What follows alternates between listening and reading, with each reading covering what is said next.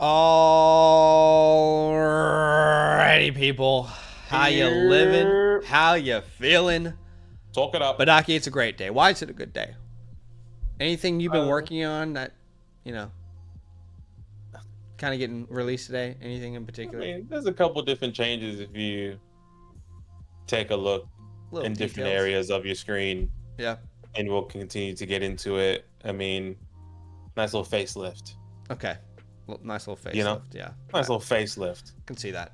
If you guys don't know, we did just rebrand today. We've been talking about it kind of, a little bit in the background. I appreciate the love, Alex, who's already noticed it.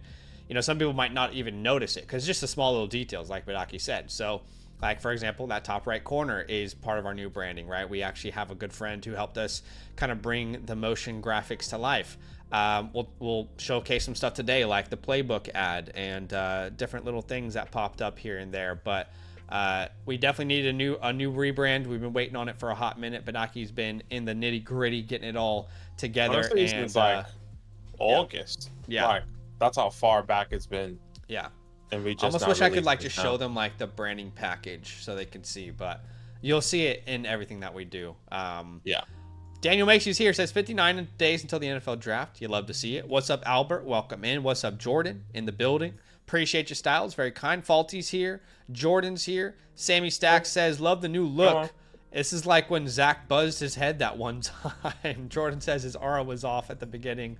What's up, guys? Welcome in. What's up, Everett? Welcome in. We appreciate you for being here with us. We've got a great stream planned for today, and we're so glad that you're here with us. We do have a like goal today of 100 likes. With your help, I think we can get there. I'm not going to say confidently, but I believe we can get there. So be a friend. We might. Smash that like button to show some love. We are doing a two-parter stream tonight.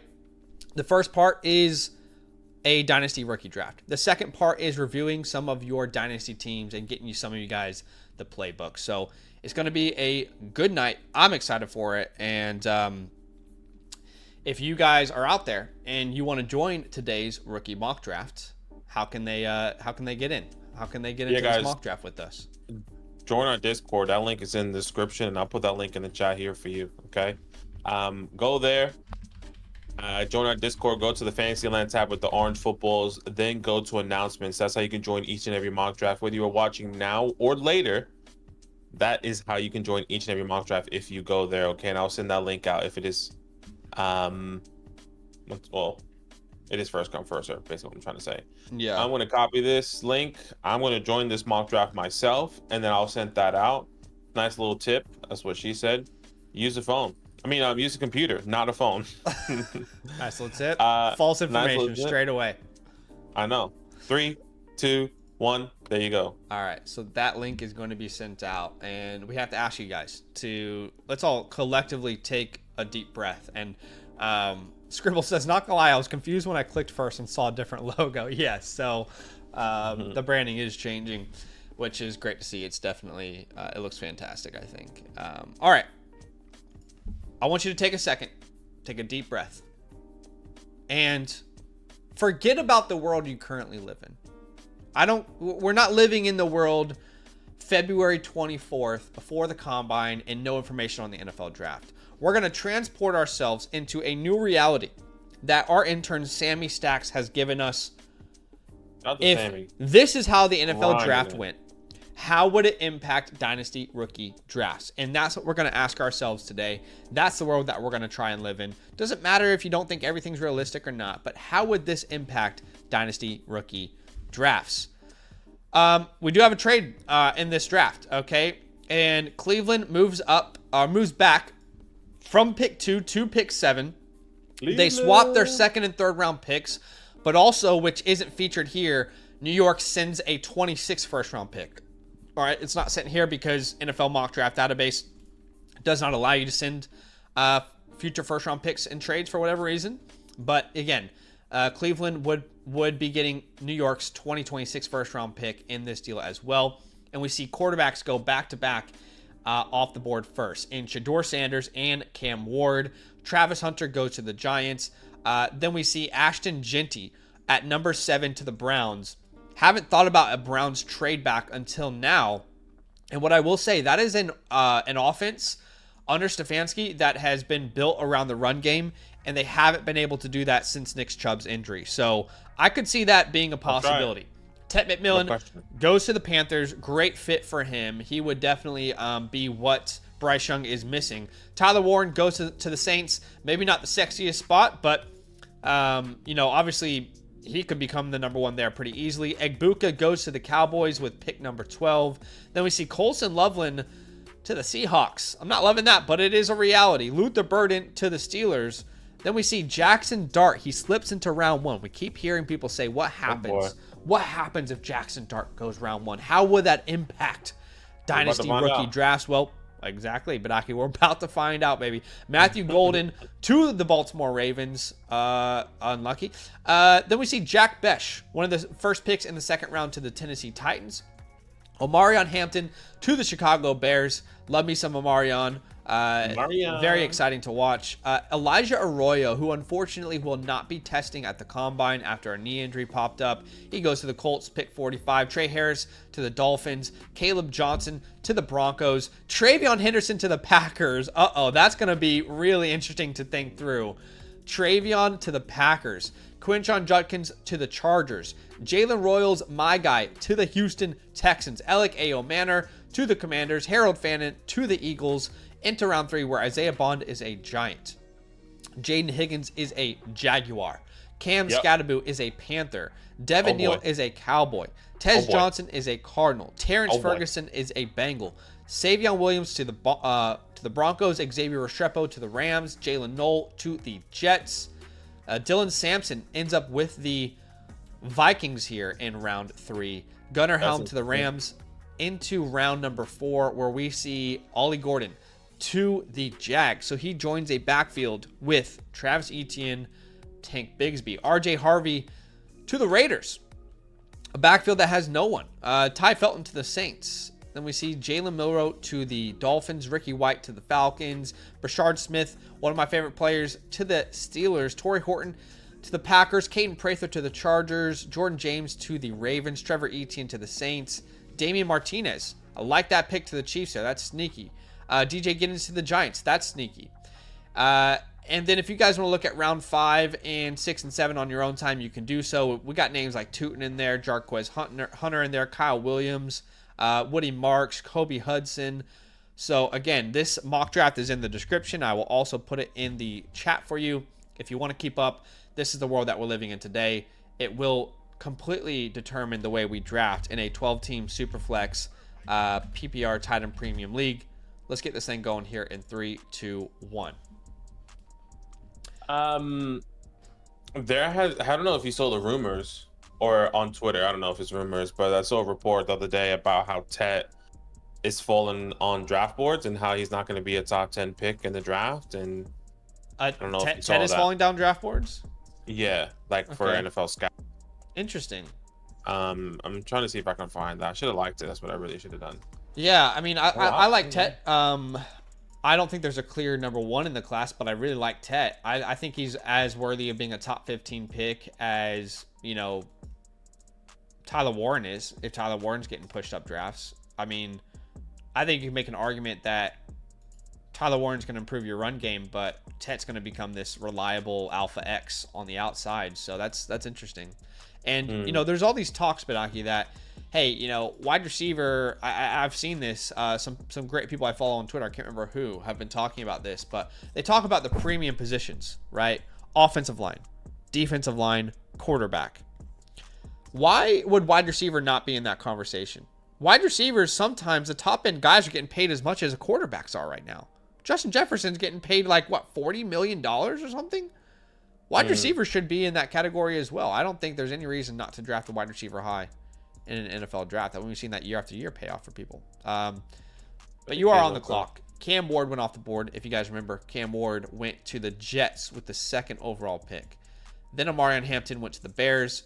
Caleb Johnson, he went to the Broncos in round 2. How do you feel about that fit there? I like the fit. I mean, I think we've been saying it with any other of these running backs that they go to the Broncos.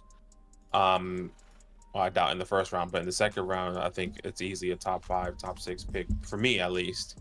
Yeah. Especially Caleb Johnson, since we like him. I think there's a couple people that could have gone the way this mock draft went in that range. Yeah. I was definitely considering Quinshawn there for sure with the Chargers. I think that's a great pick. Yeah. Technically, just a look, and Emeka and Buka. So I was really torn between Emeka and Buka personally, and Caleb Johnson. Yeah. I was trying to play out that scenario in my head with Emeka going to the Cowboys in pick 12 and how that offense is going to look. I mean, with a top 12 draft capital, that's crazy.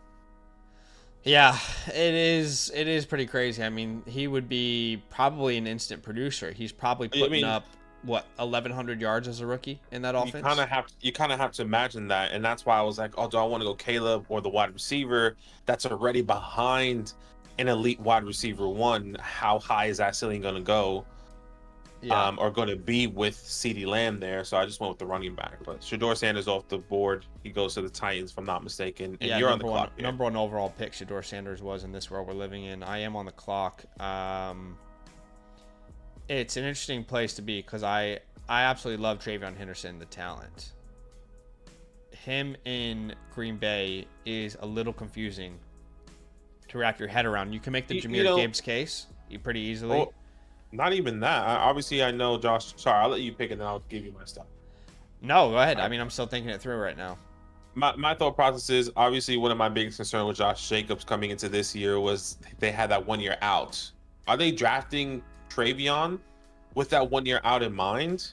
I don't know, man. I mean, Josh Jacobs was their offense last offseason. He had a phenomenal year. That's what I'm saying. Like, why? Yeah, I think they would. Yeah, I think they would probably be wanting to build around him. Man, so interesting because if this is the actual world we're living in, and I get to draft a quarterback who went round 1, I don't have conviction on this class, but if Jackson Dart actually goes round 1 to the Rams, linking up with McVay, Puka Nacua, I don't know, man. That'd be tough. I think he's gonna have to be considered a first round draft pick just based off capital, based off situation, based off hypothetically if Matthew Stafford is staying there, he sits a year or two behind Matthew Stafford. How are you not taking him? Well, they're even talking about moving on from him this offseason, right? Exactly. I mean, the conversations are that they're not on the same page compensation-wise, and if that's the case, I mean, I do need to rethink a little bit how I would value a name like Jackson Dart if he truly goes round 1, especially to a landing spot like that.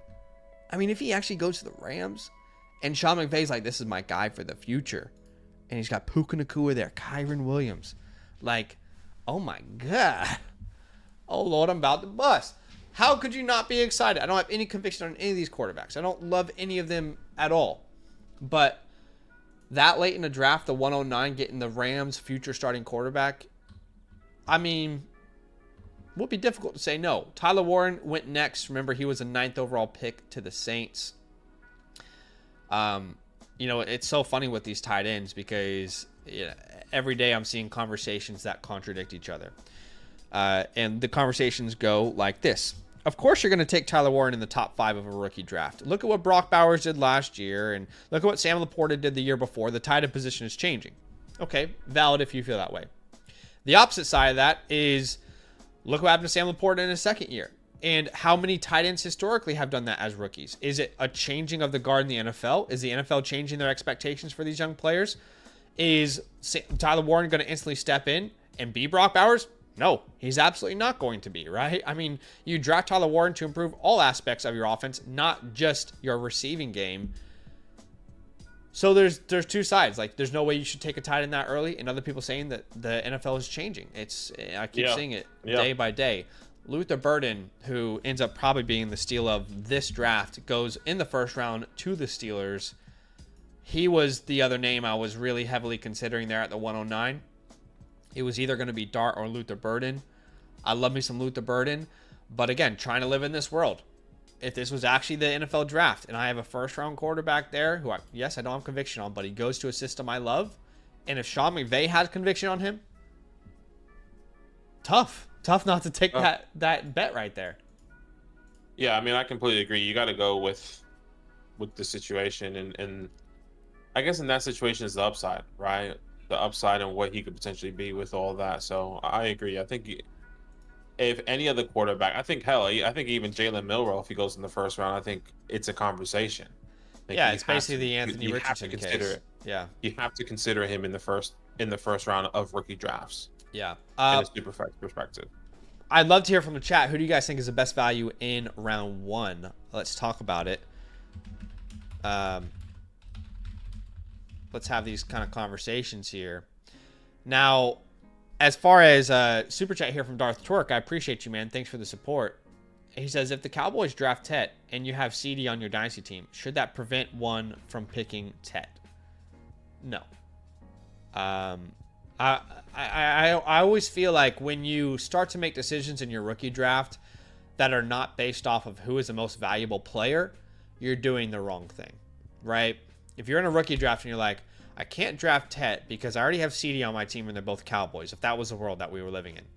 No, absolutely not. Of course you draft Tet. If he's the most valuable player, doesn't mean you have to keep both of these guys on your team, but imagine not drafting Tet and then going with a player less valuable in April. It just makes no sense. Like your roster isn't finished in April. You can make moves, you can make changes, you can make trades, but for me, I typically lean on the side of not filling for need in an NFL in a rookie draft. I can trade for need if I need to, but I'm not going to skip on a player just because I have, a player on the same team. Yeah, no, it definitely makes sense. I think it definitely warrants like questioning for sure, but I get what Zach's saying. Like I think you have to consider it, but then you go based off talent, draft capital, right, and everything that comes with it, right? Because that was kind of a lot of situations for some of these other players that kind of came in. I'm trying to think of names. But anyways, I agree. All right, we asked the question, who is the best value in round 1? And we've got some answers. Warren, someone says, is the best value. We've got Everest saying Warren. We've got both Daniel Macy and Sizzle saying Burden were the best values in round 1. Sitcam is saying Henderson was the best value in round 1. Austin says Egbuka is the best value in round one. Yeah, I mean, the whole Travion Henderson situation. See, I love that Sammy put this in there because this feels like a realistic thing that would piss 100%. all of us off. You know what I mean? Like, it happens and we're like, what do we do? What do we do now? Travion is a Packer. How do we digest this? Is this going to be Jahmyr Gibbs to David Montgomery? The issue is Josh Jacobs is a better version of David Montgomery, and Josh Jacobs is making a shit ton of money, and he just had an incredible year. It's like in his prime, Yeah, and I wonder how many. It just makes me think of how many 2 running back sets did they have? How many times that Josh Jacobs was relieved, and what was it? I think they wanted to really split Josh Jacobs. They couldn't. Yeah, they last wanted year, to split, and they right? couldn't because Dylan their went down backups- with the injury. Marshawn Lloyd couldn't Lloyd. stay healthy. And then they had I'm forgetting their names, but they had all these other backup running backs coming in, and they were picking up yards. But just imagine if that was Travion. Just imagine he had 50%, 40% workload, and what that looked like. I think I think Henderson is the best pick, not only because of that and what we saw last year, because in my personal opinion, they still have the out. Going into the NFL draft or even after the NFL draft, Josh Jacobs could still be traded. But that's me. I just don't see them wanting to move on from Josh Jacobs because he carried their entire offense on his back. So it's sticky. I don't think it is similar to the line situation. The line situation was like DeAndre Swift keeps fumbling. He can't stay healthy. Let's move on from it. Yeah, what I mean? So it would be really tough. But they did make it clear they wanted to make Josh Jacobs' load a little bit lighter. They almost were forced into not doing that. All right, let's get into round number 2. Round number 2. We have Devin Neal coming off the board here at the 201. Let's see. Devin Neal is a Cowboy in round 3. So I like the landing spot a lot. I like landing spot. I think it's a great landing spot. That's what I was hoping for. I had him on my queue. I mean, and what they pass up on running back in the first and second round, they go out and get Devin Neal, and he's, in my personal opinion, he's going to be the number one guy back there. So yeah, it would make a lot of sense if he turned into that for them. All right, after that, we see Colson Lovin off the board, who, you know, went to a landing spot that I would say a lot of us aren't hyped about. The Seahawks, you know, with JSN being there, him really dominating out of the slot. I'm really confused on the fit here. But also, if DK doesn't move on, you have 3 names now that are competing for targets. I think that's probably why he fell so far. Matthew Golden fell so far because while he went in the first round, he went to the Ravens, where wide receivers go to die, or where wide receivers go to be mid. And it's not even their fault. Then we had Jalen Royals coming off the board, who I love. It's exactly who I was eyeing up in my round 2. I went to the Texans, a team that desperately needs someone over the middle of the field. Jalen Royals can be that. He's this versatile guy, inside, outside, can play out of the slot, great yak threat. He can give you what Stephon Diggs gave you last year. I mean, I'm not comparing him to that player, saying he's better or worse, but I think he's a perfect fit for that offense, especially considering what needs they have. You're on the clock here at the 105. What are you thinking? Yeah, a couple great picks here, or players available, but I mean, I think one of the best values right now goes in the 3rd round, goes to a team that's going to give him the workload. He goes to Minnesota Vikings. Yeah, I like the pick. Dylan Sampson, yeah. Minnesota Vikings, round 3. A team that desperately needs a running back to step up since moving on from Dalvin Cook. And yeah, Dylan could be that next running back to step up in that offense. Jack Besh, who I definitely had on my radar, was definitely circling in on him. He was the 3rd pick in round 2 to the Titans. And you know, that doesn't sound like an exciting landing spot, but the reality is you just brought in Shedeur Sanders. Think about this for a second. You got Calvin Ridley on the outside.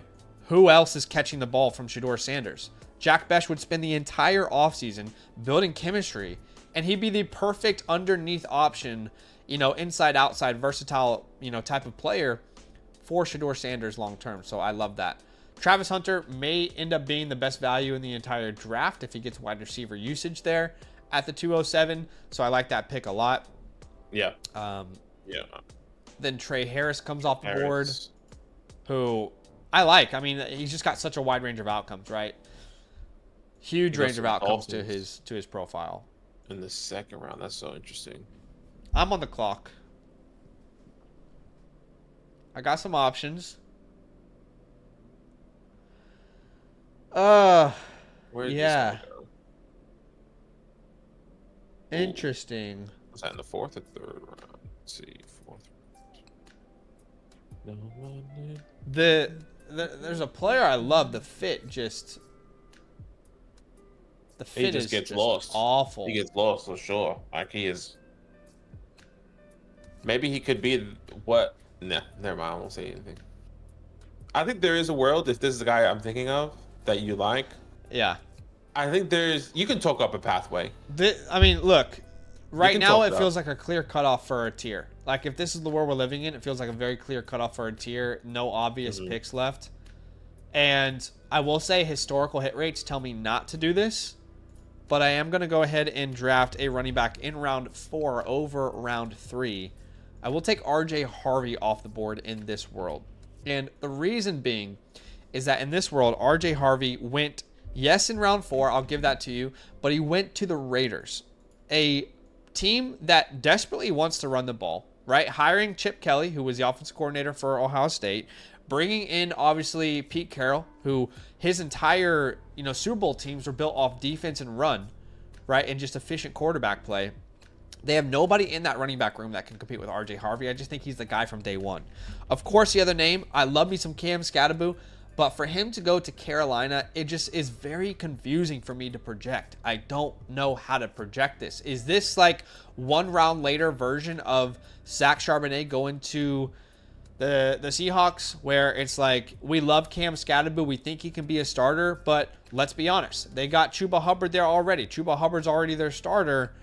How much love can we really go around? And it's not like Cam really compliments Chuba. It's a little bit of a confusing pick for me to make there. Yeah, I think it would just be more of a 50-50 backfield once Cam gets acclimated to that offense. I think that's that. how I'm talking it up in my head. And if we're in this world, and Cam does go to the Carolina Panthers, Chuba Hubbard had a lot of that workload last year, and then when he did go down, it was Raheem Blackshear who. Yeah. Right? Like there was no one else to help him, obviously, because Jonathan Brooks is going to miss the 25 season.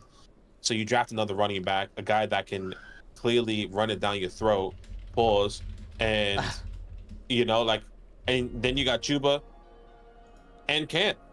Yeah. Yeah. And to be fair, I mean, Cam is a good pass catcher. So he could play on third downs for them for sure. And he's a good pass protector. So he's got those two things in his locker. All right, guys, who do you think is the best value in round 2? Let us know in the comment section. I'm going to try and keep up with the chat here. Travis, we'll be doing a startup mock tomorrow. So come catch us tomorrow. We'll be doing a startup mock there. Sean, what you missed is that the mock draft we're using for today's landing spots has Jackson Dart in round 1 to the Los Angeles Rams. So that pushed him up the draft board a little bit. And that is the reason he went up that high. Tyson says, what does the industry love for DJ Giddens? He gives me Tony Pollard vibes. Tony Pollard is actually one of my comps as well. I'm a big fan of DJ Giddens. I can't understand why he's not getting more love. I think he's definitely worthy of going in the first 3 rounds of the NFL draft. I think he can be an X factor for an NFL team from day one. He's got great film. He's got great creativeness in the open field. I'm a huge fan of his game. What I've noticed in the community, like on Twitter, the Twitter sphere about DJ Giddens, I've always seen, if you're a film guy, you like DJ Giddens, and if you're a numbers guy, the numbers feel underwhelming. Apparently, obviously, which doesn't make sense to me because he's a lot more about DJ. Well, yeah, and you might be right, but it doesn't make sense to me because the guy just put up 1,400 yards on 6.6 yards per carry. Yeah, that's why I keep saying like, oh, I know Zach likes Giddens, and I know why you like him, but the statistical guys or the people that are more based off numbers they don't have him too high on their board. Yeah. So do you consider yourself a statistical guy, a film guy? I know you kind of a mixture of both. Is there like a name for that in the industry? I don't think there is. I don't know, but like, I do lean in the middle, right? Like, of course, when I'm scouting a player, analytics. I wouldn't say statistics, more analytics, right? Like, they play a really big part in, like, even if you look at like historical hit rates and expectations for a player, of course, like that all plays a huge part. But I also think film is where like you miss out on like the Lad McConkeys of the world. Film is where you miss out on the Puka Nakuas of the world, right? The Bucky Irvings, Yeah, even like the James Cooks of the world, who, context to a spreadsheet is Georgia doesn't really let one running back go off in their offense. They rotate players. So, yeah, I think it's there's a lot of context. I think that's really, really important. All right, who is the best value in round 2? What do you think, Badaki? I think there's 2 names. I think it's Loveland and my pick, Dylan Sampson. I know I wanted to touch on Loveland really quick. I understand the thought process of him going to Seattle.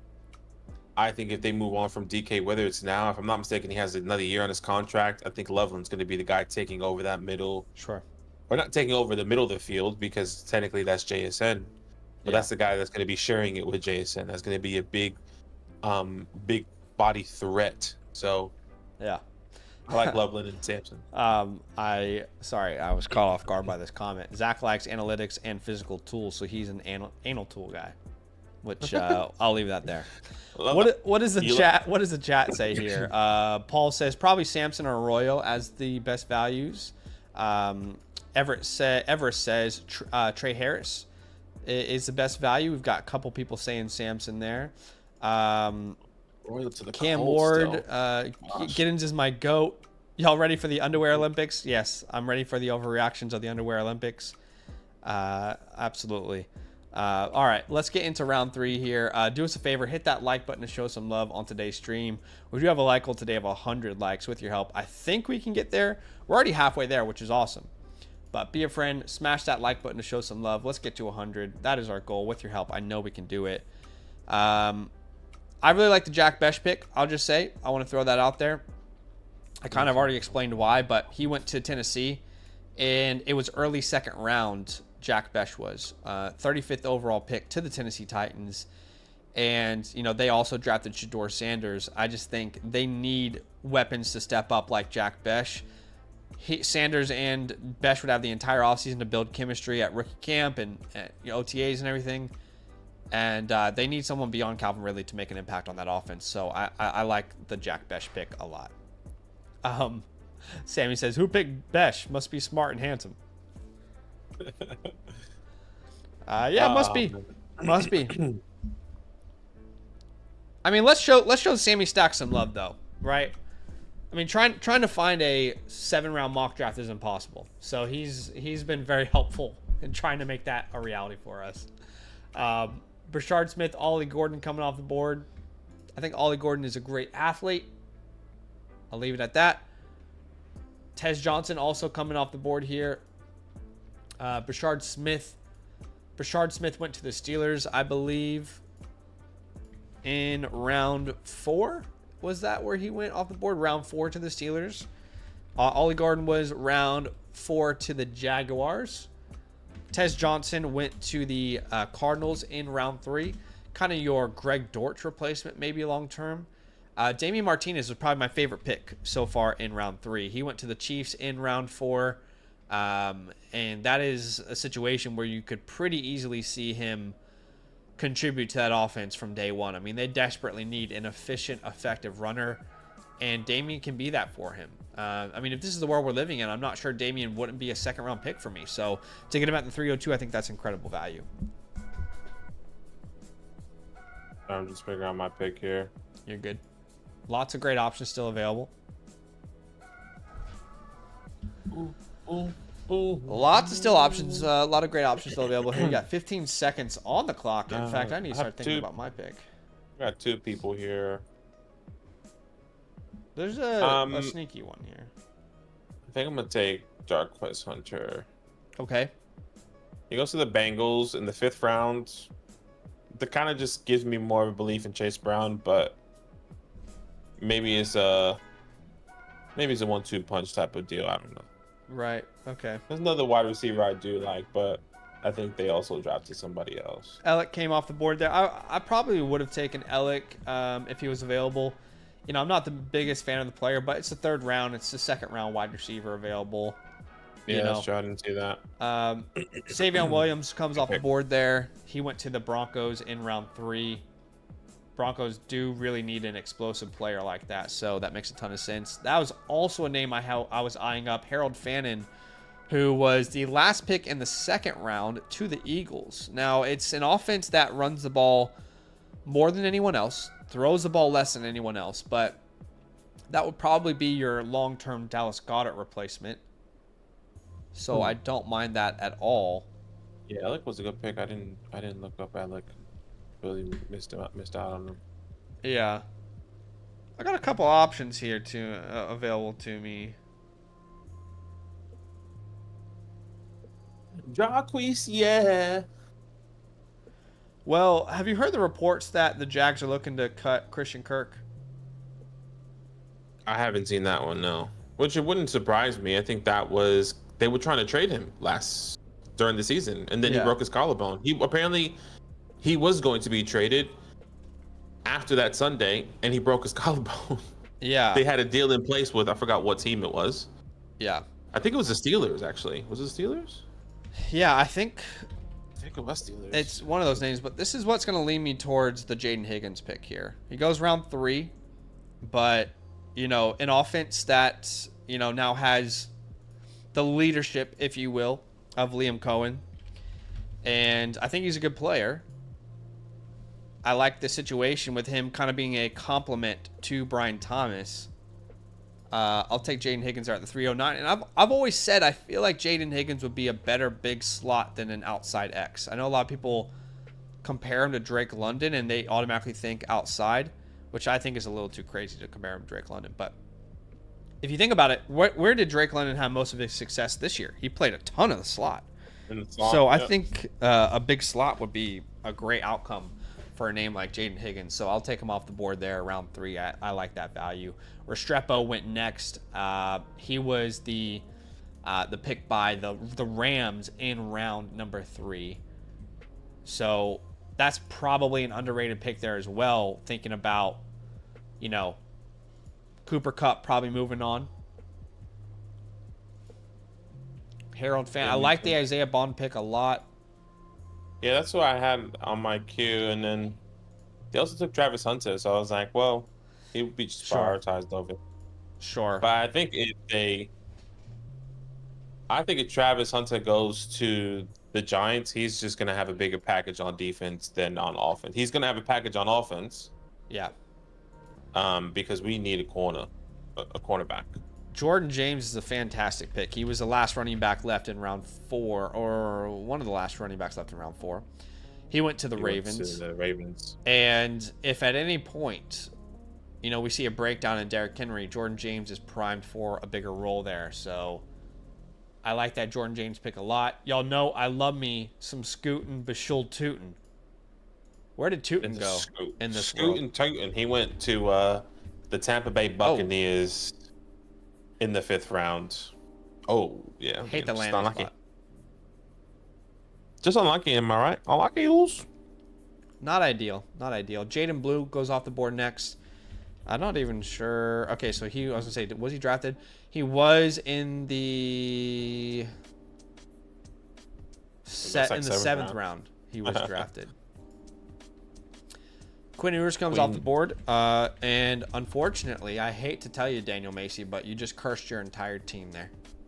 Your entire team just got cursed by the Quinn Ewers pick. I'm kidding. But he does go to the Saints, and that was in round 6. Daniel Macy, are you No, you live in New Mexico. I was going to say, are you like the Arizona fan, the team that Tet plays for? Right. Played for? Trying to think of who he would support. I know you're a big baseball fan. What are you thinking here with your pick? Oh shit, I'm on the clock. I was so deep in the conversation. Okay, let me have a look. Jaden Blue, just trying to make sure I add him to this next wave of scouting, which I need to get started on. Steelers fan, he says. Alex says, rebrand looks awesome. Great job, guys. Keep up the work. I appreciate you, man. Very, very kind. Thanks, brother. Matthew says, McCord is quarterback 4. Yeah. My issue with the class is I'm not even sure how interested I am in quarterback 1 or 2 or 3. So quarterback 4 doesn't move me too much, but Quinn Ewers, Jalen Knoll off the board, Trevor Etienne. This is Travis's brother. And he's a decent player. I'm not obsessed with him. Like I was his brother. I think he's a decent player, and he's a well-rounded back. I'm not sure he has any, let's say, elite traits or traits that make him stand out in this class, but good little player there is what I'd say. Every time I hear or see this LaQuint Allen name, I just think it's a fake name. Genuinely. That sounds like a fake name. Yes, but he is real. There's so many people that's like, hey, you heard of LaQuint Allen? You should look at LaQuint Allen. He is the everyone's sleeper running back right now in the class, and I do need to scout him. He is on the list of players to dive into. From Syracuse, right? We spoke about him before. Yes. Mm-hmm. From Syracuse, and the efficiency is terrible, but everyone's talking about his receiving game, so I need to give it a little watch, try and be unbiased.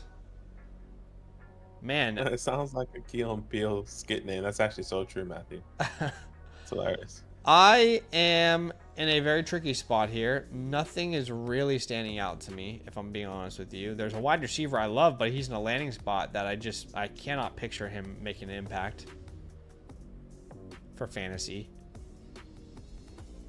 So what I kind of lean towards doing here is taking a really deep shot on a running back.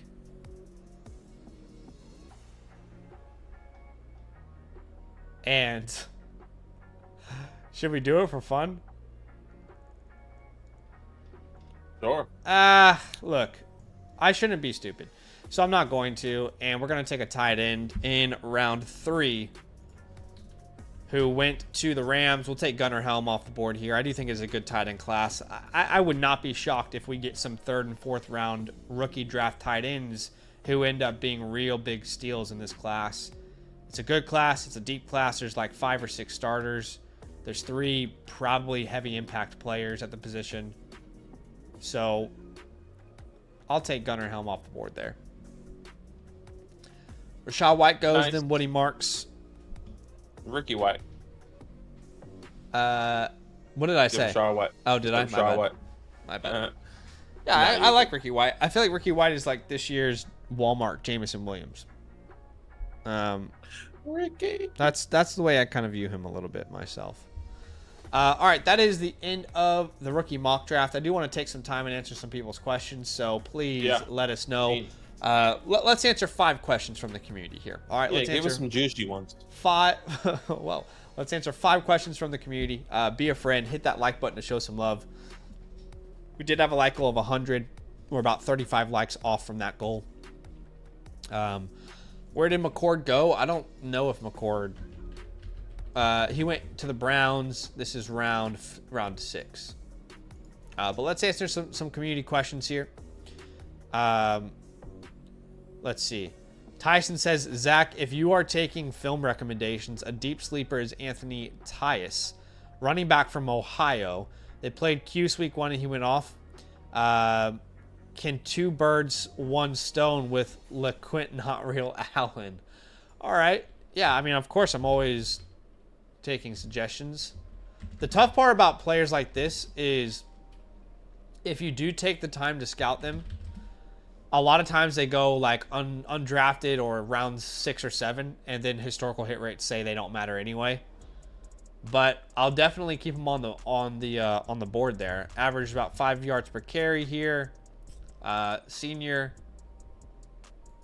Yeah, looks like an interesting player. Versus Syracuse in week 1, he averaged 12.7 yards per carry. It is a little bit concerning that he finished at 5.1 yards per carry and he had 1 game at 12.7. That tells me the rest of his year is a little rough. But I will try to be unbiased in scouting him if we do get to that point, for sure. Always like adding new names to our list of players to monitor. Matthew says, why does the community hate Cam Ward? Matthew, we're not going to open up this can of worms that you created, by the way. Webby says, who will be the biggest riser after the NFL Combine? Now, unfortunately, Elijah Arroyo is not going to really test because of an injury. Genty's not going to test because he probably doesn't feel a need to. The biggest riser in the Combine, after the Combine. I think, I don't know who it's going to be, but I think it has to be one of the running backs. I think the running backs are really deep in this class that whenever one tests, everyone is going to be like, I can get him. They're going to say, oh, he's an Ashton Genty type talent, but I can get him in the 3rd round. Like, that's what they're going to tell themselves. Right. I would say the name that instantly came to mind would be Trey Harris. I've always viewed his film as a player who's probably going to translate pretty well in athletic testing. If Trey Harris doesn't test well, I'll be very shocked. He looks like a very good athlete for his size. He looks explosive, has deep run speed. I would be really surprised if he doesn't test extremely well. The other name I would throw out there is Savion Williams. I expect Savion Williams to be like the standout at the Combine as an athlete. Like if there's any player who has their RAS picture that's circling around Twitter, I think Savion Williams out of TCU is going to be that name where people are like, holy shit, he's got a 9.8. He's 6'5", and he ran a 4.41 or something, you know? Yeah. So he instantly comes to mind. I think there'll be quite a few tight ends. And as far as running backs, DJ Giddens, maybe? I think Dylan Sampson's going to test really well. I think he's going to run like a 4.38 or something. Yeah. There you go. Maybe he's not going to run that quick. I could be wrong. But I also think Ollie Gordon's going to test really well, which like will be really interesting to see how the hype continues with him, right? He's a great athlete, right? I mean, we can all agree he's a very, very good athlete. I think he's going to test really well. So we'll see what that looks like after the combine as well. That was question 2. Yeah, pretty sure. Jason Breaker says, if you have Brooks, are you trying to trade for Chuba? Trade him to the Chuba owner at what cost? If you have Brooks, if anyone gives you a second round in any year, I think we're taking that. That's ideal. Yeah. Yeah. If you're only getting third round offers, you might as well keep him. But if you can get a second round rookie pick in any year for Jonathan Brooks, it's worth taking. Why? Because yes, we love the player, but number one, he will have literally no chance to improve his value this year. He won't play the entire season. Number two, he'll be on the 3rd year of his 4-year contract. Number 3, he's got Chuba Hubbard, who has a long-term contract the entirety of his rookie contract anyway. So at best, he's like a complimentary name now. So if you can get a second round pick in any year for Jonathan Brooks, I think it's worth doing. I agree. And don't think like you took a massive hit unless you drafted him hella high. Yeah, you can't roll with cost sunk fallacy with him. It's not gonna help you. If you just go back to look at our rookie mock drafts, I'm pretty sure he was in the end of the first, early second every time. Yeah, I just went back. Jonathan Brooks 201, and if you can get a 204, 205, 203 in this mock or in this year's you're class, not gonna it's get not that. terrible. I would take the 211. I would take the or 212. That. There you go. But that's why we set that line. Where if you can get a second in a year, take it. If you only are getting thirds, you might as well hold. There's literally no reason to sell them for a third. Faulty, this is a question we're getting a lot lately. Are there Dynasty League with members? I started watching you guys this year, so I don't know. Yes, there are. In fact, every year we live stream our Dynasty rookie drafts with our follower leagues. We have 12 of them. A lot of people are asking us, are you starting any new ones? And I'll just say, no, we don't plan to do that, and I'll tell you why. We have been running our leagues for just over 4 years now, I think, and we really love being in them. We love being in these leagues with our community. We love doing trades. We love being active. We love, looking at the waiver wires and thinking through like what strategies we're going to do with these teams. The issue for us about starting new ones is we don't think that we can take on more dynasty leagues and still run them effectively. We know what our ceiling is. We know what we're able to do, what our capacity is. And we have no doubt that if we sat here on a stream or on a video and we said, hey, if you sign up to support us, you can get in a Dynasty League with us, we could sell that like hotcakes. I mean, we would make a ton of money from doing that. But the reason we don't do that is because we want those leagues to mean something. And if we just keep doing another league, we feel like they will mean less and less and less. We're not really the type of players who like, here's my 100 Dynasty Leagues. Let me show you my stock portfolio of my Dynasty Leagues. I don't like that. I want the league to mean something to me. I want each league, the team I construct in a certain way, So again, we answer this quite often as of lately, but just to be clear, guys, like it's not that we want it to be exclusive or, whatever reason. It's just that if we make a league and we run it, we want it to be run well. We want it to matter. We want it to be worthwhile for the people who are in it. And it's not about exclusivity. It's about it meaning something. And if we go out this year and we start a whole bunch of new Dynasty Leagues and now we have 50 Dynasty Leagues or whatever the case may be, it just won't mean anything to me. 100% transparency to you guys, it will not mean anything to me if we have 50 Dynasty Leagues. I would just set my lineup and leave. I'd probably find a tool that would automatically set my lineup for me. You know what I mean? Like, and then think about trying to manage dynasty trades or like your teams and what direction to go in.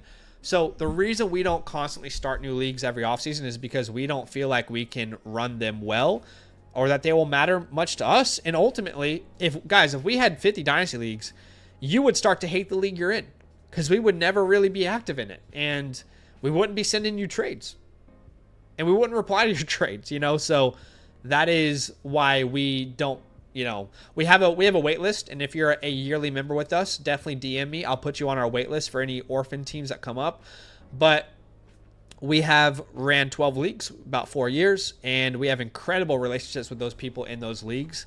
And I've gotten to know some great people.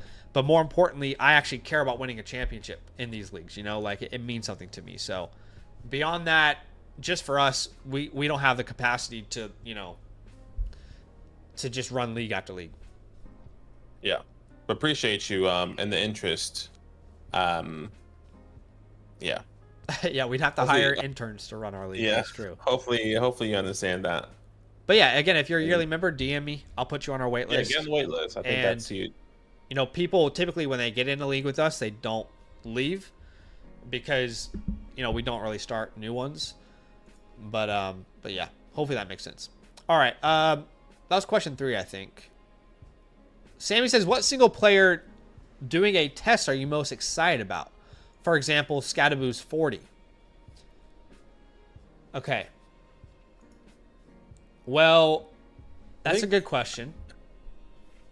I don't think, obviously we've kind of been thinking about it, and I don't think there is anything that is going to, how can I explain this? Not that I'm not excited for the combine. I'm excited to see these guys run and play and participate and get to know them a little bit more. So like if you watch, you get to just know them, watch their interviews and stuff. But yeah, overall the combine has meant less and less to me every year that I do exactly. this. That's basically what I was getting to. Is like, I don't really. If someone runs about 40, that's okay. Yeah. Maybe they had a bad day. At the end of the day, it's just all about draft capital or landing spot and situation. I mean, Jalen Milroe should test out of the gym well. Like, in every aspect, he should test really well. The combine, that's the expectation. Yeah, I don't think Scadaboo is going to run a fast 40. Like, if he's like low 4.5s or 4.6, that wouldn't shock me at all. Brashard Smith, maybe one more name I'll throw out there. Brashard Smith's 40. I think the guy's got the best burst in the class. I don't know about long run speed, but I think his 20-second split or 20-yard split is going to be the highest in the class. I'd be shocked if it's not. All right, last question before we go to team reviews here. You choose it. Yeah, 10-yard split. That's fair, Michael. 10-yard split is definitely helpful with initial burst. I mean, where are the questions at? Well, Andrew had a question here. We'll do Andrew's last one here. He says, "I just traded James Cook for Nico Collins. How in the world is that possible? Congratulations. Well done. I love James Cook, but come on. I mean, getting Nico Collins is crazy value. And I think they're actually the same age. At least they'd be close in age. Yeah. All right. This was a 2-part stream, guys. Definitely appreciate y'all for being here with us. The first part was doing that Dynasty Rookie Draft, answering some of your questions. The second part is going to be reviewing some Dynasty teams, and we have quite a lot of teams to get to today. So here's what I'll say. If you're out there and you want your team reviewed, all right, very simple. We do what we call the Dynasty Playbook, all right? And the Dynasty Playbook is essentially a complete customized guide to your team, customized trade targets and untouchables, holds, drops, what to do with your draft capital. You can become a yearly Mother Flock member with the promo code LAND, or you can go to the Flock store, get a team review from us, regardless of what promo code you're on. And if you want it live, just choose the live tier. You can see those links in the pinned comment right now on the chat box. And you can sign up as an annual member with the promo code LAND there, flockfantasy.com/land. Now, the other option is if you just want to, let's say you want to become, you want to use, you want to get a team playbook, but you're already on a different promo code. Well, that is the second link that's in the chat. So that is available to you. Definitely go check that out. And let's get to some of these team reviews here. I think the first team review is from Hap. Let's put our faces in the top left here a little bit so we have more room. Oh, actually, Hap, we're waiting to hear back from still. No, I think the first one we have. If Hap, if you're watching this, we need your sleeper ID, my friend, in order to give you a good review. John Perry was an offline review that we did. I think it's Webb. It's Webb, yeah. Yeah, I think Webb is next. Okay, Webb is next. We're still waiting on Hap and John Perry. John Perry, we did his review offline, and we'll send that to him soon. We did. You're right. We did do that yesterday. And all right, so Webb is next. So we appreciate you. Thank you so much. If you are here, let us know. But let's have a read of this context here. So this is a 2 quarterback 10 team start 10. So this is a middle ground in a super flex league, which is nice. All right, so let's have a read of this context here. He says, knowing running backs are my obvious team weakness, I know I should invest in rookie running backs, but should I also draft other players like Loveland potentially at the 202 or Tet at the 102? Should I trade for depth? Thanks in advance. All right, so let's have a look at this team. Nakua Mateum, I don't even know how to say that. Tata. Come on, bro, Lion King. Oh yeah, true. And that just didn't click in my head. Nakua Matata. He's ranked 4th out of 10 leagues if we use my rankings here. But like you said, middle ground starting lineup. You can flex 3 players most likely, but it's a start 10, half PPR 10 and premium. Go ahead and let's look at the starting lineup here.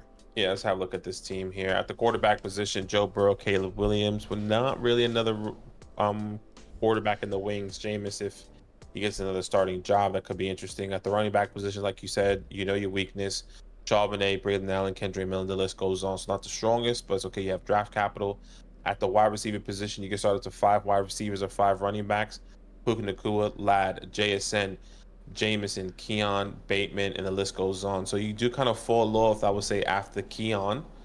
We're not big Keon believers here. So you have 3 wide receivers we're comfortable. 4 wide receivers we're comfortable starting with Jameis. We'll throw him in there with Jonnu Smith, Pat the Dragon, and Jatavion Sanders here. But you do have the 102, the 103, the 202, and the 203.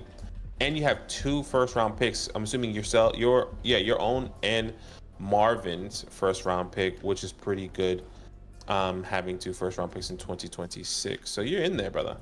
Yeah.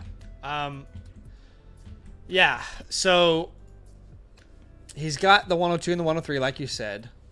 I mean, the clear need of this team is running back, right? It's very obvious. The holes are running back, quarterback 3.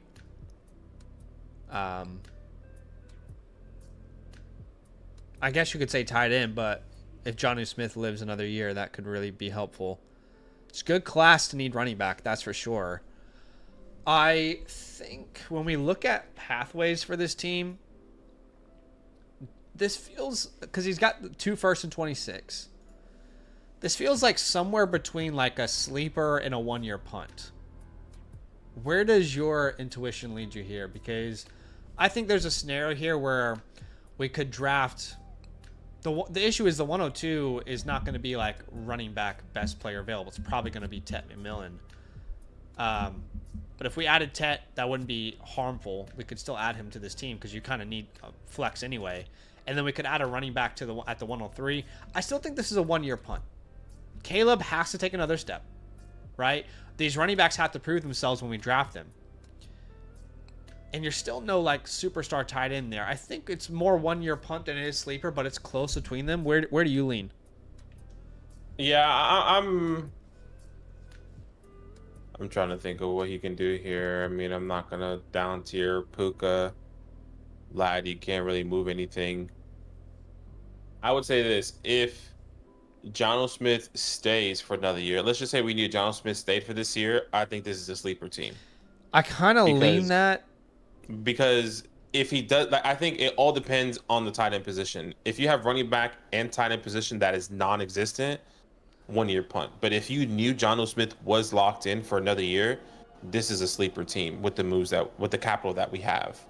So that's where I'm leaning. Yeah, I think maybe if we use one of those early seconds on a tight end, like a Loveland or a Warren, like Chasing Breakers saying there, or what we can do, and on top of that, use the other second to maybe go trade for a veteran tight end or veteran running back. We're kind of in the mix there. So I think I lean sleeper, but like if this team, Badaki, in the first 6 weeks ends up being 1-5, all right, let's make a 1-year punt here. You know what I mean?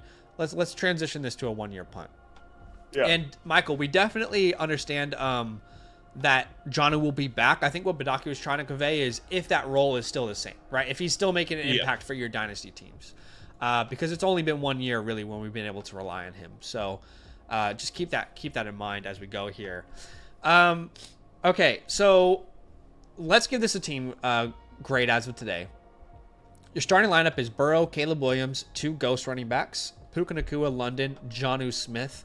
We can flex JSN, Jameson, and I guess Keon. I don't know. I kind of lean like B. You got a lot of good draft capital here and important game-changing picks at the top of this draft. Yeah, you have 2 first and 26, which is really helpful.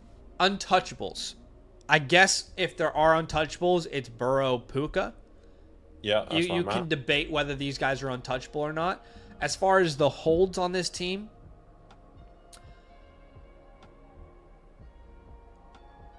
I mean, there's a couple. I was going to say AJ Barner because I really like him as a hold. Okay, AJ Barner.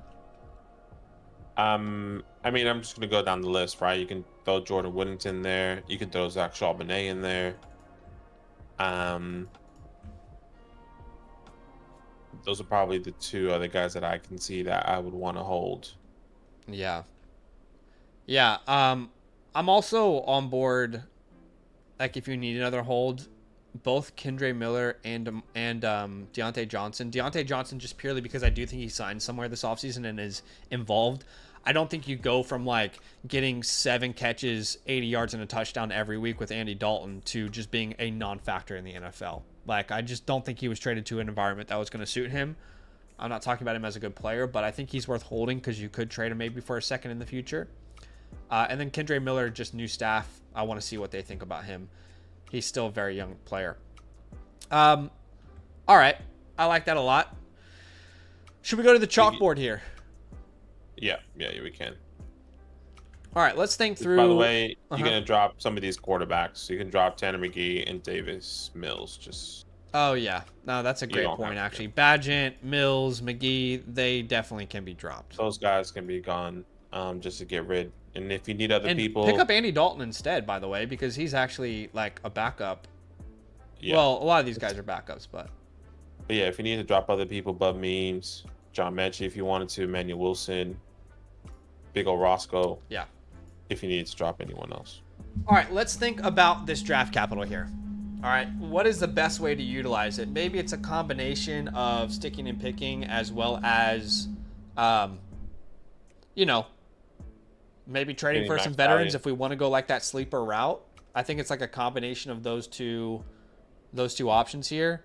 At the 102, if you are to stick and pick, you've got like this kind of group of names where it's like Ted McMillan is probably going to be the pick if draft capital holds up. But if one of these running backs get first round draft capital, or let's say Burden goes to the Cowboys, there's a conversation around the 102. So I think honestly, in an ideal world, you have 3 running backs going in round 1 for this team, and then you can just take 2 of them at the 102 and 103, Like in an ideal world, it's unlikely.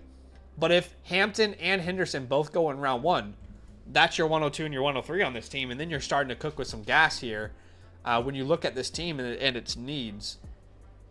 And then hopefully Javonte gets a backup role, or Jordan Mason goes somewhere in free agency, or Charbonnet has, these weeks where he can start. And then at the 202, you're kind of in this range. And, it's a 10-team league. Yeah, I mean, it is interesting because that 202, the 112, that 203, if I'm not mistaken, is the 201 technically when you're looking at it in a 12-man league. I mean, there's some good people here. Like, he's not out of this. No, I mean, you have you have like those quarterbacks as well that could join if they go late first. Dart, you could even throw in there. But again, like if you guys are playing in a 12-team league, this is unrealistic. This is a 10-team league, so this is technically, you know, late first rounds almost. So I mean, let's just play out the world where you go McMillan, then you grab, I don't know, Hampton or whoever you want there at the 103. At the 202, you know, let's say Judkins falls, and then you get Loveland with one of these picks. You know, that's not a bad outcome at all. That's actually probably best case scenario. You get Hampton, Judkins, you get McMillan and Loveland, right? You have a tight end, one of the future. You have 2 running backs you can build around. You know, you get Tet McMillan, who improves your starting lineup. I mean, that's an incredible outcome, but it doesn't always work like that. The other option is you can tear down from the 102, which we have been trying to suggest to people to do all offseason. And ideally what you want to do is go to the 103 to the 107 plus a future first type of value.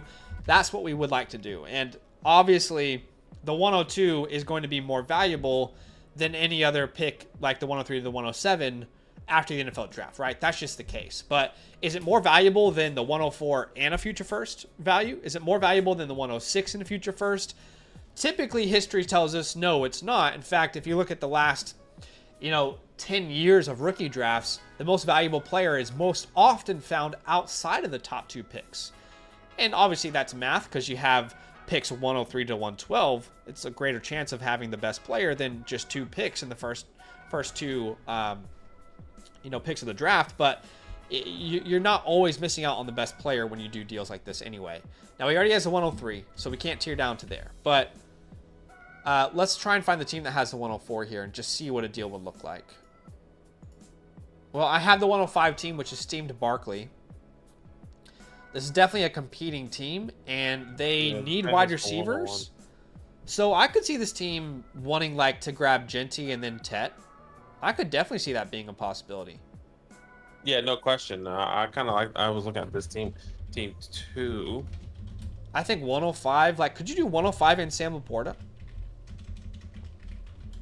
Would that be enough for you to tear down? Yeah. What do you mean and? I mean, who else will be there?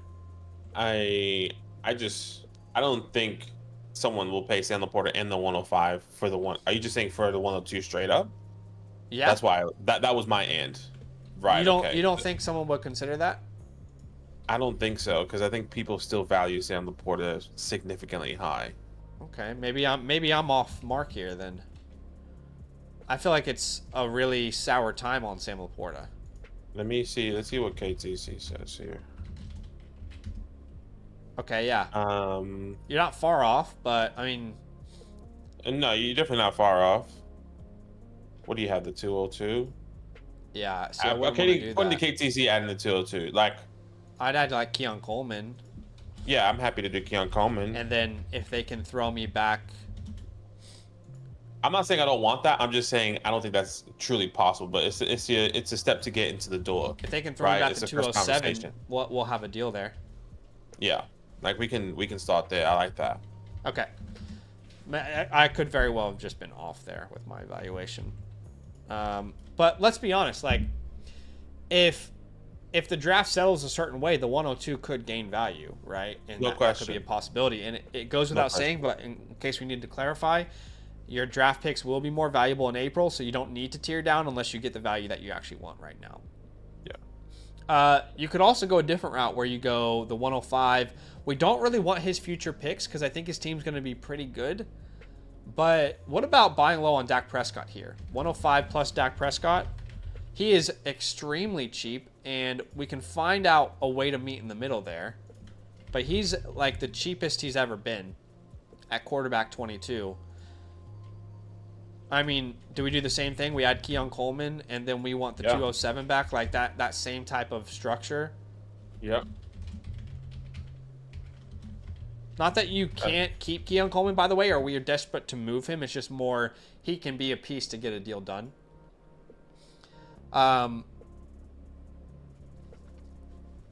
Yeah, I don't see you netting a Worthy or something, or a Wilson. That should be good for James, no? James Cook is interesting. I'm thinking of James. I mean, I would definitely do the 102 and Keon Coleman for James Cook. Yeah, I'm happy to do something like that. I'm gonna see what KTC is. And Keon. Yeah, that's a fair trade. I think that's phenomenal, because then you're still getting you're building your running back depth, you're trading back, and you still have the 103 to get another running back and the 105. Yeah. Maybe Maybe so instead of Tet and Keon, now you have Burden, James Cook, and whoever you get in the 207, right? Or James Cook and Amari and Hampton, you know. Yeah, I think that's all good. right. Let's look at the 102 and let's try the 104. Team 1 has the 104. All right. The baby Rattler. I mean, I'll just say this: like any deal where you get the 106 and the 104 is a no-brainer, right? I mean, again, we can add Keon Coleman to that if we need to, but any sort of deal where that's possible, I think, is a no-brainer. And I definitely think it's worth. I mean, even if it was like the 104 and the 107 or the 108, I think I'd be willing to do it. In a 10-man, it'd probably have to be the 107. Yeah, I'm okay with that.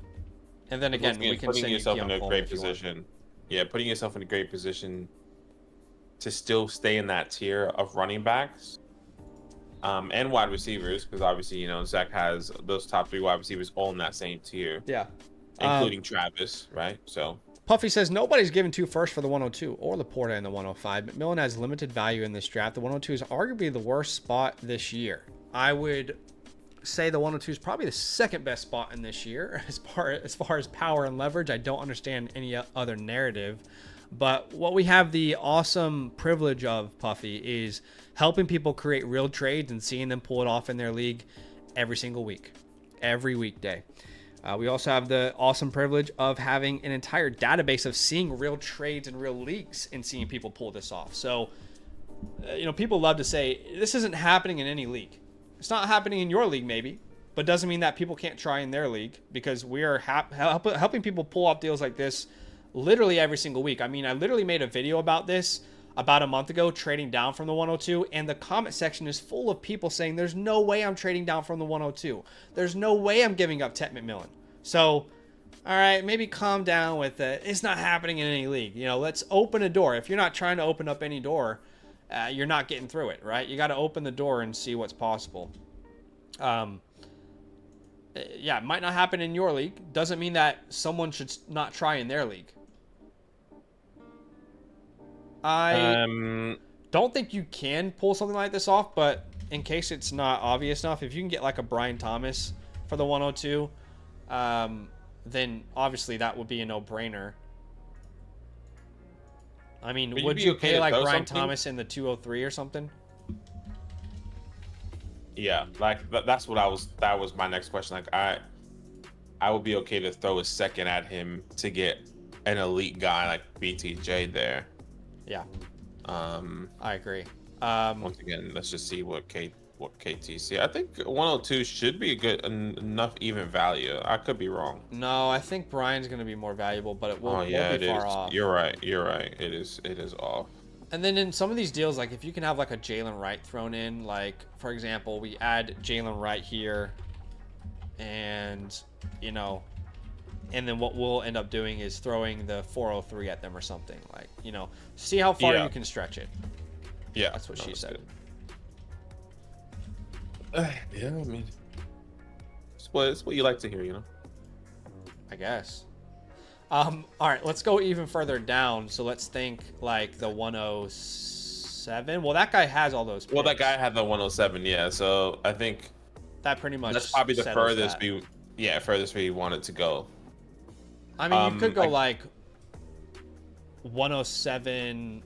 What about trying to get one of these quarterbacks from him, like 107 Penix, and then we send something? So we'll send like the 102. I mean, I doubt Coleman gets you in this range, but I just love using him in all these trades. So what would like the 107 Penix? How far off would we be? And again, guys, we don't like this calculator. We use it because the majority of the community, it's telling you that's possible. And a lot of your league uses the KTC calculator. That's ridiculous. That's ridiculous. Why is that even possible? I don't know. But, okay, we'll put that out there. So again, I think you're better off tearing down, but if you don't get a value like we're talking about today, then you hold, right? And you wait until April. And then in April, if you can do it, then you can explore those trades. But there's no need to sell yourself short right now. Only make these moves if you can get the value that you want, which is what we talked about today. Sorry, just to switch it up, which I doubt you probably get the same value with Keon Coleman. I'm happy to switch that up with Rashad Bateman as well. And then, I think you'd have to put Charbonnet in those conversations. You would have to throw something else in it, exactly. Or you can do the same thing with Jameson, but then you have to receive more in return, right? Like you have to get more pieces. So just so to give you more options, Webb, when you are watching this, if you want, you can use Jameson, even though we probably don't want to. But just know you need to get more in return if you do that. Do. Yeah. You know? You said do. I did. I said it again.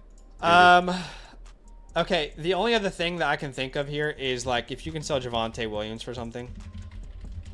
And I think at this point, any second in any year, I'd be happy with. And maybe he signs somewhere in free agency, and then you can trade him away. But I struggle to see him being more valuable than that. Outside of that, I don't think you have really any like real sell high names that we'd like to take advantage of. No, not much. We don't want to tear down from any of these guys. Puka, Lad, Jason, we both want to keep. I love the James Cook deal. I love the idea of getting Sam Laporta. Actually, I really love the idea of like the Penix deal. I'm shocked that that's possible on KTC. It's again shows another flaw in that calculator, but let's throw in Brian Thomas in there as well. Yeah, I like that. If that's right. And let's also add the Sam Laporta one if that is possible. So, I mean, maybe you do a combination of these things, right? I mean, imagine you did tear down from the 102, and let's just say you did the what trade feels most realistic? Like James Cook, does that feel more realistic? I think that James Cook is the most realistic one. Let's play this out. You lose the 102 in Keon Coleman, but you gain James Cook in the 105. So what you end up getting is Amarion Hampton and Travion Henderson and James Cook. All right. Then you still come home with Judkins and Loveland. I mean, that's an incredible outcome for you if that's possible. And I don't think you get the second on top of him as well, chasing breakers, but KTC said it was an even trade, so it's worth trying for sure. But I definitely think lower your expectations on that being a possibility. KTC is just not a good calculator, but we want to exploit it when we can. The other thing that we talked about is if you want to be in sleeper mode, you can send that 203 for like a veteran. Now keep in mind that this is more like the 201 because you are in a 10-team league. And if we're thinking about, you know, running backs in this range, I think we go back to like the Chuba Hubbards of the world. In fact, Chuba Hubbard feels like the perfect one. I'd send you have the 202 right for him? Yeah, the 202 for the Chuba Hubbards. Chuba actually feels perfect. And I don't think I'd go, like, there's so few running backs that fit in these different molds. Of course, I do Ken Walker. I just don't think it's as possible. Yeah, I think you also need to keep in mind that you are in a 10-man league. So, hypothetically, if you are using Chuba Hubbard, and you are using the keep trade cut feature, that 202 is the 112. Yeah. Okay. So, exactly. Because hypothetically, if you were to put that in and keep trade cut 202 for Chuba Hubbard, they're going to say you're losing. But you have to sell it in the sense of it's actually the 112. It's the same thing. You're getting the same amount or the same value of player from the 202. It's mind blowing to me that the 111 is worth more than Chuba Hubbard on KTC. You know what you could get at the 111, Badaki? You just might get a guy who will earn a second contract and be the starting running back on his team, who might average over 15 points per game. You just might be able to get that. The Chuba Hubbard is the easiest buy this entire offseason. It's crazy. Which you wouldn't think it would be possible after what he just did this year. No. Like the team a lot, man. Yeah, we appreciate you, man. Thank you so much for the support. Obviously, you'll be receiving the 72 hours in the Flock Fantasy message system with all the customized details for your playbook that we drew up here today. But thank you so much for your support. Yes, we appreciate you big time, my friend. We are going to move on to the next team, which I believe is Clifford offline. Let me double check. Clifford is an offline team. If he's watching this, he can do the $10 super chat to upgrade to a live, but our queue is quite big, so we won't be able to honor it right now without the extra donation. Let's get to this trade question here from Jay Hosier real quick. If you guys don't know, you can ask trade questions through the Flock site as well. And let's put that back up. So it looks like he will be sending away the 103, the 104, Trevor Lawrence, and Derrick Henry in a 2-quarterback, 10-team start 9. He would be getting back Breece Hall, CJ Stroud, Trey Benson, and a second. Don't take this the wrong way, but I think Lawrence and CJ, there's a possibility they could be very close in value at some point, right? If CJ doesn't really take another step here in year 3, there's a chance they could be very similarly valued dynasty assets. So I'm going to call that a wash. And then when I look at the rest of this trade, I really don't think you're getting enough value to send away the 103 and the 104 in it. No. I just want to keep these picks. I mean, I get it's a super flex league. I get you're probably trying to up tier from CJ Stroud, but like looking at your team, because your team is linked here, you have Jaden Daniels, Brock Purdy.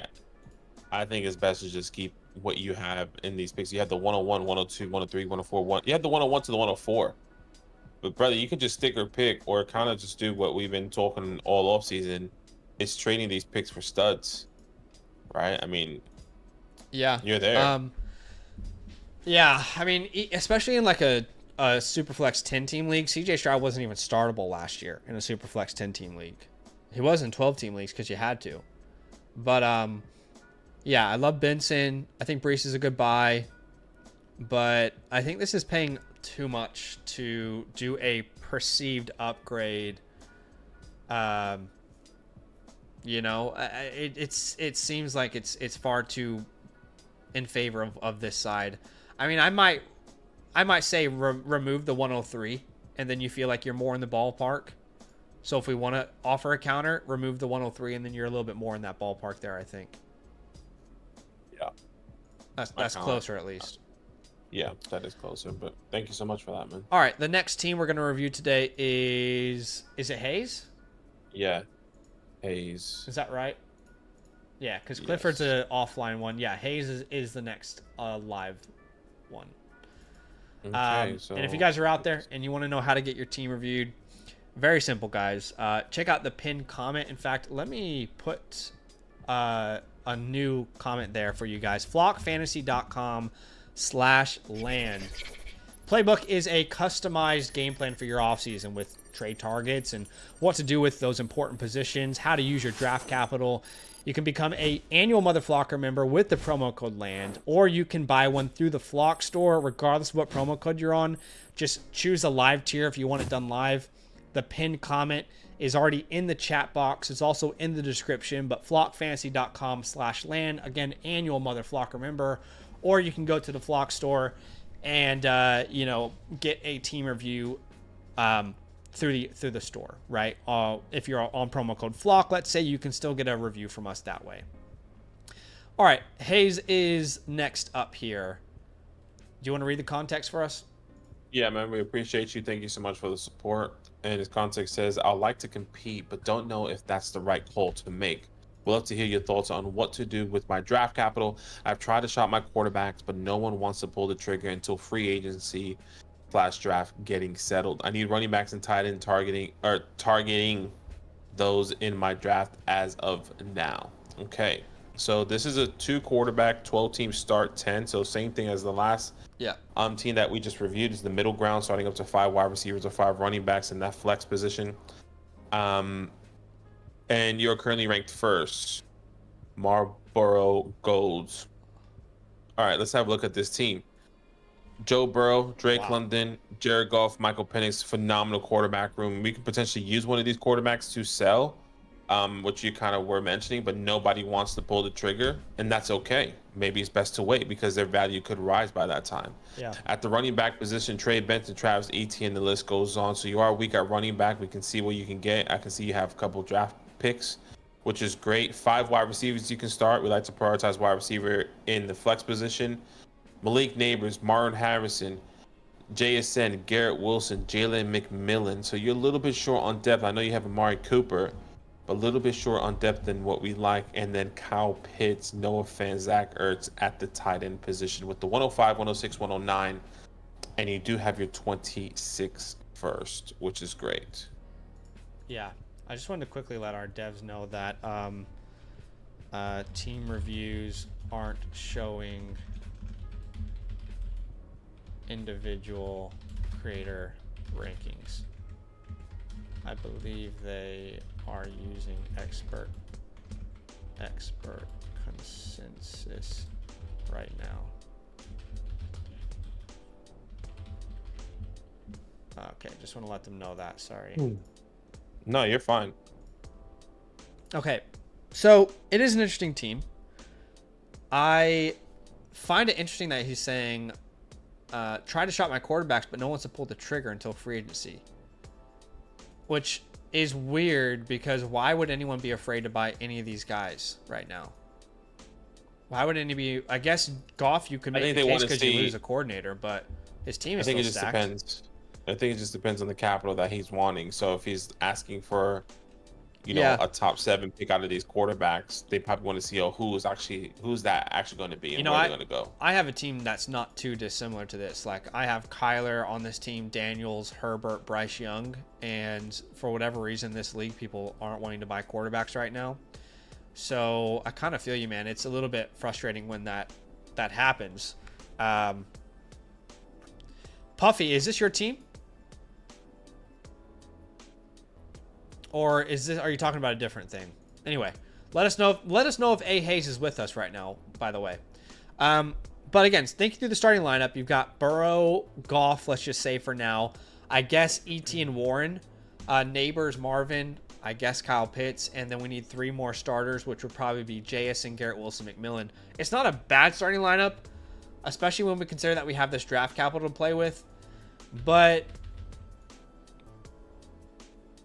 man, it's actually not that different than the previous team, but I think he has more assets to play with.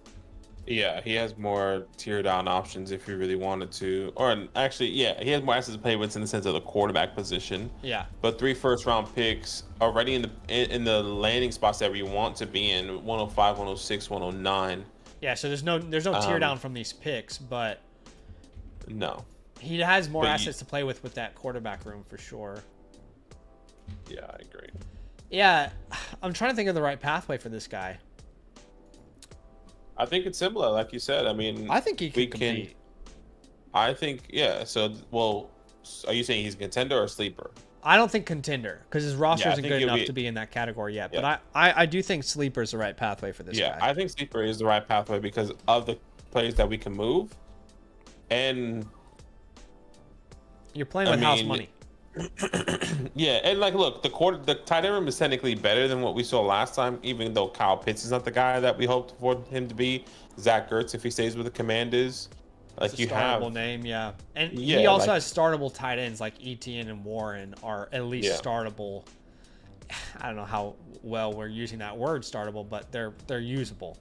Untouchables would be Neighbors and Burrow. Yep. The holds on this team would be McMillan, Jalen McMillan. I would say Travis Etienne's a really good hold now. Yep. Right? I mean, we've been holding him. What can you get him for? A late second? You might as well hold him and see if he's Liam Cohen's guy, if you will. I put Trey Benson there. Benson's a really good hold as well. I don't know why that took me a long time to think about, but he's also a very good hold. And might as well hold Zach Ertz now, to see what free agency happens in there. I mean, yeah, might as well hold him at this point. You can drop Ty Johnson pretty easily. I think after the draft you'll be able to drop Will Disley, but we won't do that just yet. You can drop Xavier Hutchinson or Greg Dortch. Greg Dortch probably, if you need to clear space. That's the Overall better feel team there. grade. The last one we said was B minus. This more feels like B flat. Yeah, exactly. That's what I'm about to reference. Yeah. Draft capital was similar. Obviously, he has only 126 first. Doesn't have 2. Yeah, I'd say probably A minus for the draft capital. You feel good with that? Yeah, I'm okay with that. All right. All right. Let's think through our options. If we were to stick and pick here at the 105, you're probably in this range with whoever's left over, right? Probably same for the 106, whoever's left over in that range. And then the 109, you're really in this kind of land of whatever's, is there a second round running back there, a third round running back? Is there a first round wide receiver, a tight end that's still available on the board? You're kind of in that range, if you will. And then the 210, we'll go true BPA. We just don't know exactly right now. But, let's say with this team, you went 2 running backs, right? You got Caleb Johnson. You got Travion Henderson. Then you came back at the 109 and you landed a Loveland. I don't know. At the 205, you ended up with the Dylan Sampson. That's not a bad outcome at all if we play out that world, right? No, So you not at add all. Caleb Johnson, Travion Henderson to a running back room that has Trey Benson and Etienne. There's a lot more hope in that room now. You add Colson Loveland, right, to a tight end room that desperately needs a standout name. You also add Dylan Sampson to your running back room. And then you have a little bit more flexibility with if Sampson becomes a starter, if Etienne is a starter, or Benson. You have a little more flexibility in that flex spot with McMillan currently filling it. Not a bad outcome at all. Yeah, not at all. We're not going to tear down, but if we were to use these picks, what pick would you want to move the most? I probably just want to move the 109 maybe. Or 109, yeah. That's where I'm at, because you can still get really good players. You can still get 2 running backs you'll love at the 105, 106 if you wanted to focus on that. And then if you're not too fussed on a Loveland or, Emeka Buka gets good draft capital but doesn't land in the most favorable spot. Like, for example, Emeka Buka goes to the Steelers. You're saying, oh, that's okay, but like you're not jumping for joy.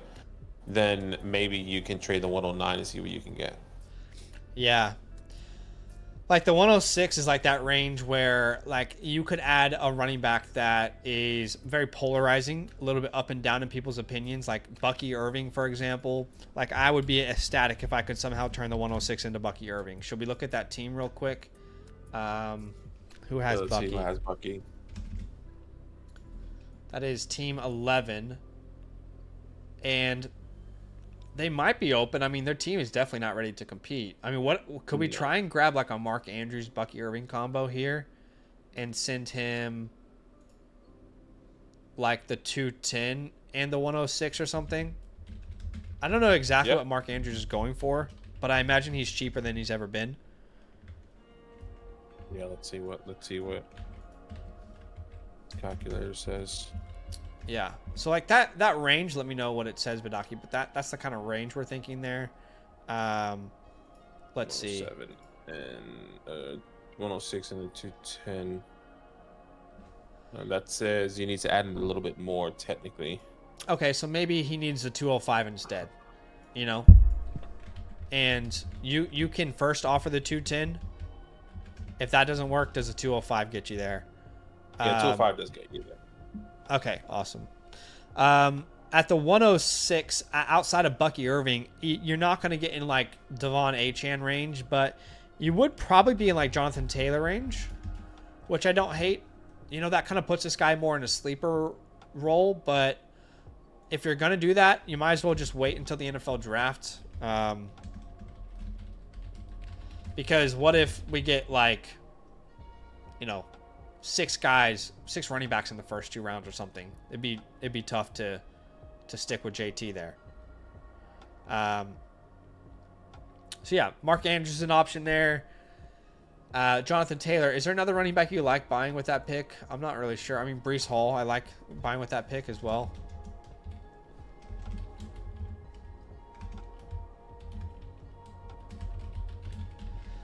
Some leagues, Brees Hall, there's people who are still very in. There's people who are out. There's, it's a very wide range at the moment of people who are, either like, yeah, Brees Hall's still the guy that we saw in 2023. And there's other people who are like, well, there's no reason for them to give him a long-term contract. Look at what Braylon Allen looks like, You have been muted. That's why I feel like I'm talking to myself. I was like, I'm so sorry. I'm talking. And so what did you hear? I said I like Brees Hall. Hear anything. Okay, I said I like Brees Hall, and I said I'm not necessarily sure where else I would go. Like, I'm not a big Jonathan Taylor fan. I don't think you can get the. I think I would rather. That's why I think the 109 feels more comfortable because I think of Josh Jacobs. Shopping the one. You don't have to pay more than that, but yeah. Yeah, I think of Josh Jacobs. I think of. Chase Brown, if he doesn't lose his job with the team doesn't draft another running back. The James Cooks, obviously you can throw something their way. But I'm not necessarily sure I think we both kind of said this earlier, like the Kyrie Williams we're not in love with. No. The JTs we're not in love with. It's harder to buy, and like they should be safe, but it's not foolproof. The issue is, oh yeah, no, he doesn't have Jacobs. I'm gonna say he already has Jacobs, but he doesn't.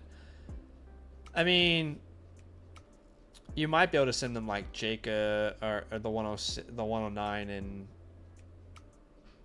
like Jalen Warren maybe. Maybe something small, right? Like that kind of range. But overall, I will say that because we want to go like sleeper route, like a little bit house money reassess in 2026. I think your picks are kind of perfectly placed for your needs. So I would prefer to go stick and pick here with a lot of these names. Is there any players that are obvious sell highs? I don't think so. I don't think we have any sell high players. You can try and sell like a Goff. I really don't want to sell like Penix, May, or Burrow, but I think Goff would be the name I would try to move. And by the way, it just depends. Appreciate you, Mason. He says he likes the new graphics. I appreciate you, man. That's kind of... Oh, thanks, brother. Thanks. I think it just depends on like for example, if Drake May and Michael Penix take off, should you just sell Joe Burrow to get a stud? Yeah, that's like in season down the road though, Yeah, no, you definitely could if you wanted to go that route where. All right, May and Penix are top 10 quarterbacks through the first 6 weeks. They look like they're on the trajectory to break out.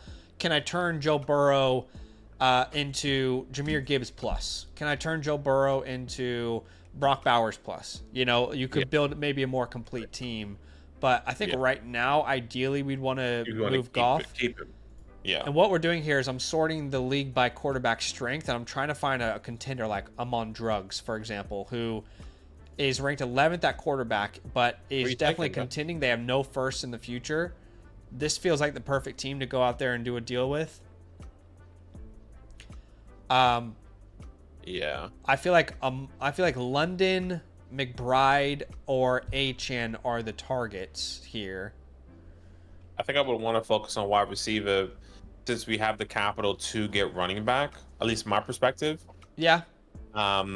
Because once again, we're in this kind of really range where we're not in love with the HN range that I was like, okay, it's just right in there. But again, we want to exploit this calculator because we hate it. But how far off? We don't hate it, but we just think it's pretty poor. Okay, so we could definitely make something work if your league is like KTC focused.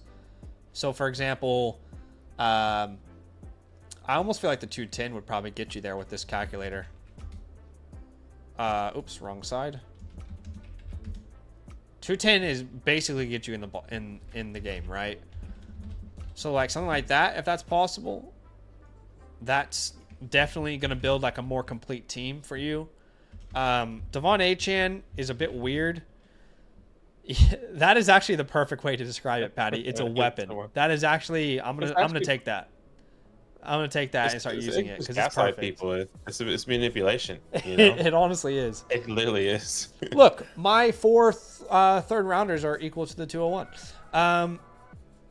Devon Achane, I feel like Achane and Goff go really similar in startups. Would this not be a straight swap? I feel like this would be a straight swap. Where Achane? No, Achane goes higher. No, does he in a startup really? in a Superflex I startup? feel like HN's going third round. Golf is sometimes Okay. falling fourth. Am I tripping Okay, there? my I bad, don't my know. bad. The I'll 210 look would at. be equal apparently on KTC. I'll look up our latest mock draft, but What about maybe I'm tripping. Trey McBride? I mean, I think you're kind of in the same range there.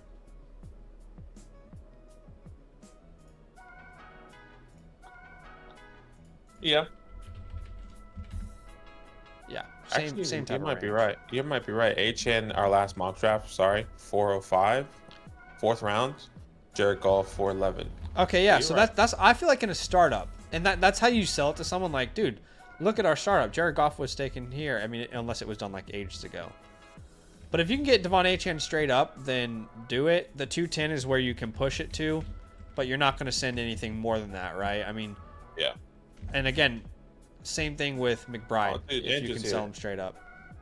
Andrew, man, before you watch it back, if you are still live with us, let us know if you have any questions at the end. Obviously, Yeah. you probably want to watch it back, but let us know. This is a decent team. But thank you so much for the support, man. Yeah, definitely. Like, you're here with us, so let us know if you have any questions as we're doing it. But yeah, ideally you sell Jared Goff, but Aki, your idea, like in season selling Joe Burrow, for an absolute stud, right? And this is only do yeah. this if Penix and May Are established. end up establishing, yeah. Yeah, like you are 100% certain that these guys are the answer, and it's been, week 6, week 7, week 8. These guys are both top 8 or top 10 quarterbacks, and these guys have just been averaging over 18, Yeah. 20 fantasy points per game. He's like, all right, these guys are legit. Yeah. So like you did this, it'd be like Jahmyr Gibbs plus, Bijan plus, right? Like those are the type of deals you're thinking, like a Jamar Chase swap. Appreciate you. So again, let's play out that world. If you do send Burrow for Chase, I mean they're going right beside each other in startups. If something like that were to happen, okay, you add Jamar Chase to this team, you move on from Joe Burrow, but that's assuming that May and Penix have already established themselves. Goff is a very good quarterback 3 or an interim starter. Then you add, Jamar Chase to a wide receiver room of Neighbors, Harrison, Jason, Wilson, which is fantastic. You use these picks on running backs, ideally. You're in a very good position at that point. So I think it's a combination of a bunch of these different ideas that we've thrown out today. Yeah. I am really obsessed with the idea of like Bucky Irving, as everyone knows. I love that deal. I also love the idea of like moving Goff for London. Is there 2 that you wanted to highlight here? Let's just do maybe the in-season sell. Actually, no. Let's just do Golf for McBride so we could upgrade at tight end. Mm-hmm. Give him an option there. And then I would rather have HN over Brees Hall or Jonathan Taylor. So yeah, and then you can keep your picks and still draft these young running backs that we really love. Yeah. But hopefully that helps, Andrew. You must be back there watching it, which is great. But when you are watching this in the old code up, we really appreciate you. Thank you so much for the support. You will be receiving this customized playbook in the Flock Fantasy message system within 72 hours. But thank you so much for the support. It's a good team. It's a sleeper team. Yeah. Make a couple moves, get into the mix there. You have some great pieces, great draft capital. Yeah, thank you so much for the support. Appreciate you big time, my friend. Very, very kind of you for showing love to the channel. And obviously looking forward to you watching the review. And yeah, feel free to hit us up if you have any questions. By the way, guys, when you become yearly members, you have like a free trade question voucher. And what a lot of people are ended up doing is after they finish their review and they get their playbook, they use that voucher to send us like a follow-up, which has been fun to do. Yeah, I think really helpful. Big Vegan Beef is the next live team that we're going to review. Big Vegan Beef. Just before we get to that next review, if you guys are out there and you want your team reviewed, it's very simple. There's 2 ways that you can go about doing it. Check out the pinned comment. All right. You can get your team playbook, customized game plan for your offseason with individual trade targets, those untouchable names, what to do with your draft capital, understanding positional priorities. Use our code LAND, become an annual Mother Flocker member, or you can go to the Flock store, get a team review there, regardless of what promo code you're on. Those are the 2 ways that you can get your team reviewed. Check out the pinned comment in the chat or in the description. Let's go on to Big Vegan Beef here next. He is the next one. He did the Flock store option here and bought a team review. So let's have a look at his. He bought that live version. And go ahead and read his context whenever you're ready there. We'll say 1 quarterback, 12 teams, start 9. Yeah, so this is middle ground, meaning you can start up to... All 3 of our teams are middle ground so far. Yeah, middle ground. So this is middle ground, 1 quarterback, where he can start up to 5 wide receivers or 5 running backs in the flex. Yeah. All right, but Big Vegan Beef, appreciate you. He says, we just added a 3rd flex and tight end premium to 1 point. So half point. So what he's saying is it's half PPR, but tight ends get full. Okay, say less. What should I do to lead up to the combine/draft? What are some trades that you would make to compete? Not sure how or if I should package mid players to tier up with extra starting slots. Thanks, guys. Any advice appreciated? I'm wondering if that means it's going to start 10 or if it was a start 8. We just added a 3rd flex. Well, that means it's probably now a start 9, so it was a start 8. Well, that's the thing. Is normally what people do in 1 quarterbacks, they have 3 starting wide receivers and have 2 starting flex. So this actually could potentially go into a start 10. Do you get what I'm saying? Yeah. Because he's saying we just added another flex, meaning that it could be start 10 instead of... Well, if they just added it, it's probably already being reflected. Let me just quickly look at KTC and make sure that they have the same thing. Because that would... if he's saying they've already added it, I imagine it was a start 8. Yeah, KTC says start 9 too. So let's assume it's a start 9. Okay. You know what I mean? All right, start 9. Yeah, let's have a look at this team. You're currently ranked 4th out of 12. Or out of 12, according to the rankings here. Patrick Mahomes, Jared Goff. Decent quarterback room. Okay. You don't really have to do anything too much about that. At the running back position, Breece Hall, Brian Robinson, Ramondre Stevenson, the list goes on there. So you have 1 starting running back we feel comfortable with, and then if Brian Robinson and the Commanders don't draft a running back, then maybe he's your good RB2. At the wide receiver position, Amon-Ra, Worthy, Smith, Godwin, QJ, Deontay.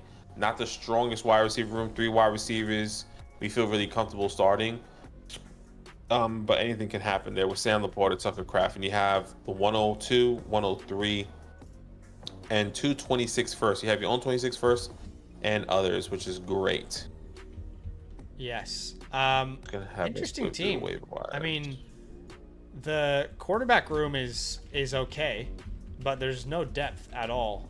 I wonder if this is one of those leagues where they restrict the amount of quarterbacks in your roster, because to only roster 2 quarterbacks, I don't see that very often. I don't think there's a league I'm in where I'm only rostering 2. Yeah, I mean, they have. I don't know. Maybe not. Remember, this is 1 quarterback. But yeah. Yeah, that's fair, actually. You know what? I'm an idiot. That's actually very fair.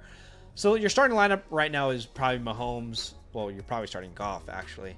Breece, Brian, Amon-Ra, Worthy, Laporta, Smith, and then we still have to start 2 names like Godwin, Ramondre. It's that the flex spot is disgustingly bad, if we're honest. Yeah, not okay.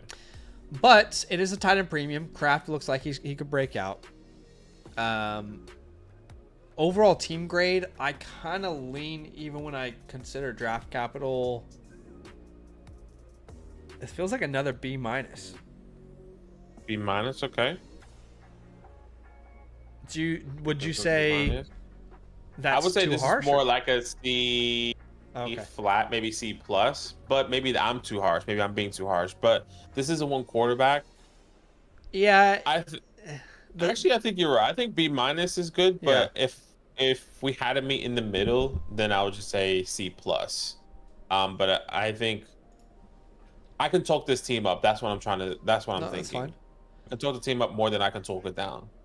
So with the current players available to us, we definitely need to improve our running back room. But I mean, honestly though, like look at the picks that he has. You add Tet and a running back to this team. Yeah, that's what I'm saying. I mean, like, this team is definitely competing. I think this is. It's not a sleeper. It's almost like. I don't know if I'll put a contender status on it. It's close maybe it's to Windows. It's close to Windows Open because Mahomes is older, the quarterbacks are older, but that's it. The rest of the team is young. This is an interesting one. An in-betweener. It is an in-betweener, dude. Maybe that has to be a pathway, in-betweener. Look, I think you and I... yeah, could be. You and I would probably look at this team and say, I think we can contend this year. So why don't we call this a contender? Don't you think? I mean, that's the definition of it, right? Get in the playoffs, anything can happen. You add Tet McMillan, you add Omarion Hampton to this team, anything can happen at that point. Yeah, you're right. I mean, I wonder if there's like a Windows Open with not. Should we have like an older Windows Open and like a young Windows Open? Because this is where I would put it. Yeah, like a mixed window, right? Because this is a mixture of a team. We get a lot of these teams, and we say, "Oh, it's not too old." It's not. And then we call it a young Windows Open. Yeah. Because that's how I'm feeling right now. But the difference for me is that if this team ends up shitting the bed this year, you can still punt because you have your own first round pick, which takes the Windows Open out of it. But yeah, I think it's like a weaker contender, but it's like a sleeper contender. Why don't we say that? Sleeper contender. Put that on the pathway, a sleeper contender. But I mean, yeah, if you look at the draft capital here, right? I mean, you add a Tet McMillan, assuming he's the best available player. After the draft, you add a Omarion Hampton, or if that ends up being, Caleb Johnson, if that ends up being Travion Henderson, I mean, we're feeling fantastic about this team, no?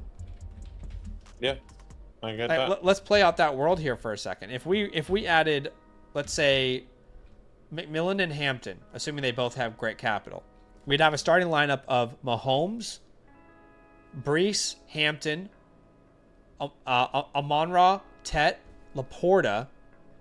We'd be flexing names like Xavier Worthy, Devonta Smith, and then we could flex with our last one of Stevenson, Brian Robinson, Godwin, right? Tucker Kraft with the tight end premium. I mean, we're definitely like going to make the playoffs unless like everyone gets injured. So, and then we still have 2 first-round picks next year that we can build around as well. Which I think is great to see. Appreciate you, Dylan. Thanks for the love, man. It's been fun to see the feedback on the rebrand. Now, as far as untouchables, I don't really think this team has an untouchable. Full transparency. I mean, Amon-Ra is the closest thing to it, but I wouldn't put him in that category. I mean, I'd still be willing to tear down from Amon-Ra to Drake London. Yeah.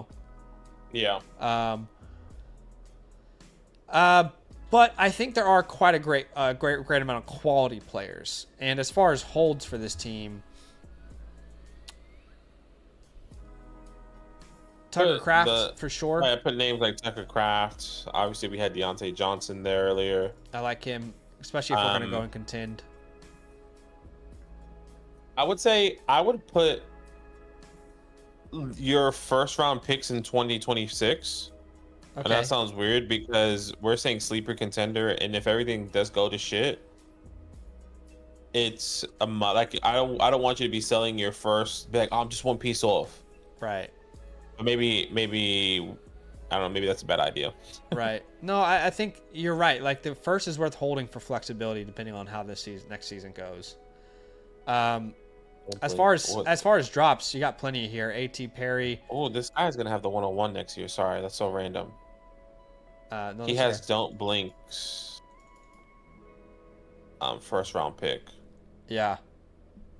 That's going to be fantastic. All 4 of these names can be dropped. Jahan Dotson, A.T. Perry, Ty Chandler, Clyde Edwards-Helaire. They can all be moved on from. But you said he has Don't Blinks, which, yeah. Hold that. That is your untouchable, actually. Don't Blinks, first round pick, is your untouchable. There's no scenario in which you move that pick. Sorry, who was the people? Who were the Holtz, Tucker Craft, Deontay Johnson? Did you have 2 more or no? Or did you want to put no. 4 drops? 4 drops was A.T. Perry, Jahan Dotson, Ty Chandler, Clyde Edwards-Helaire. A.T. Perry. Okay. Yes. The only player I'm interested in moving is Devonta Smith, and I would also say both of these running backs, like Brian Robinson and Ramondre Stevenson. So B-Rob,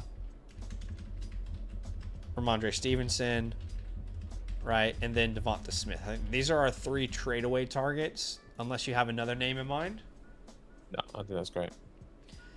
I mean, I don't think you can really sell Mahomes for anything. Not in a really, quarterback.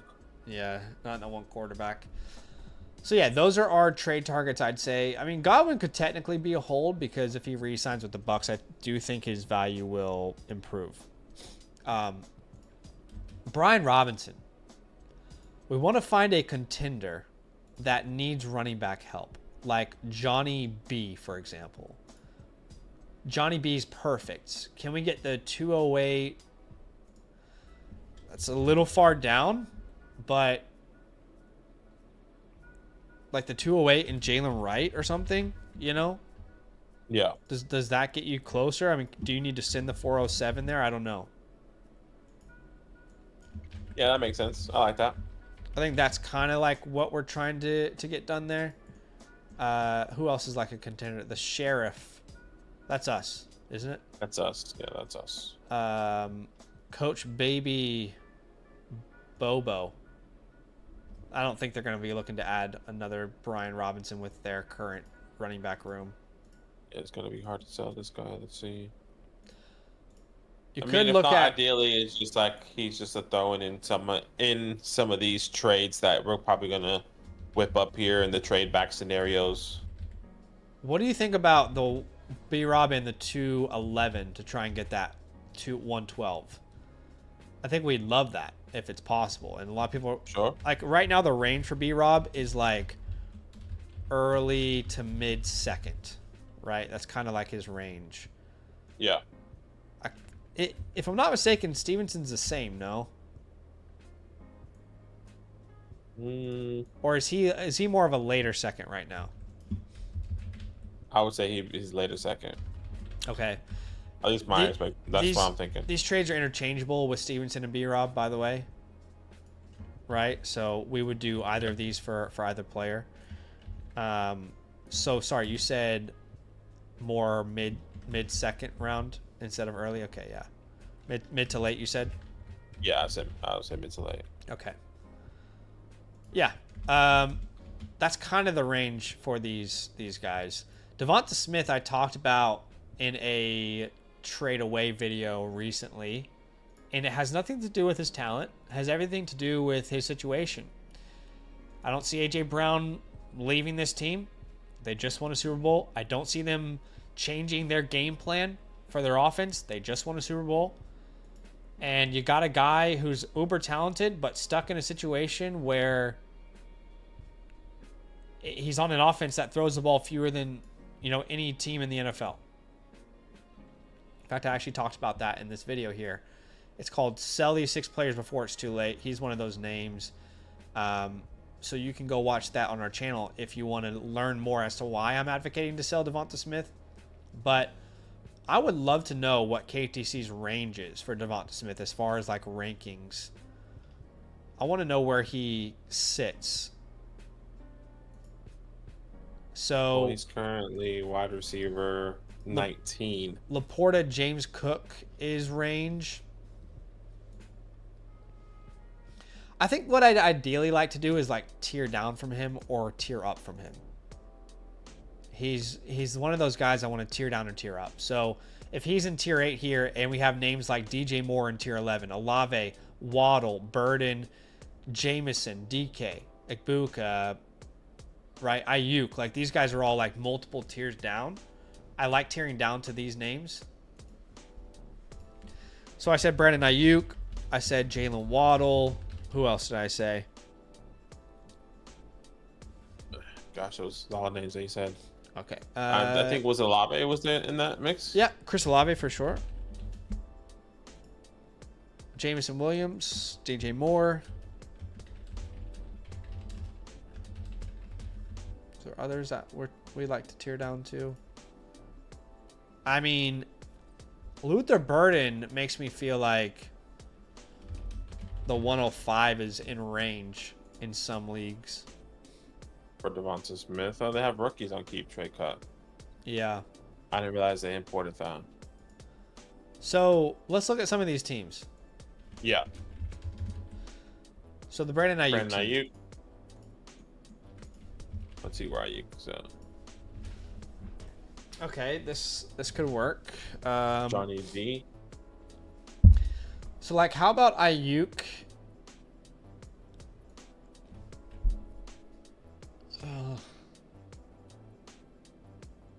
That's a toughie, actually. I'm just thinking. I almost want to do like Ayuk 108 and then add something on top. Like we send Devonta Smith and something. What's our team name again? The Sheriff or something? The Sheriff, Devonta Smith, and something. I mean, could you send like the just don't 211 know. and Brian Robinson? I honestly don't think this is possible, but Yeah, I just don't know if you can add the 108 there. yeah. It's just hard. The picks aren't really in a place where there's a lot of flexibility.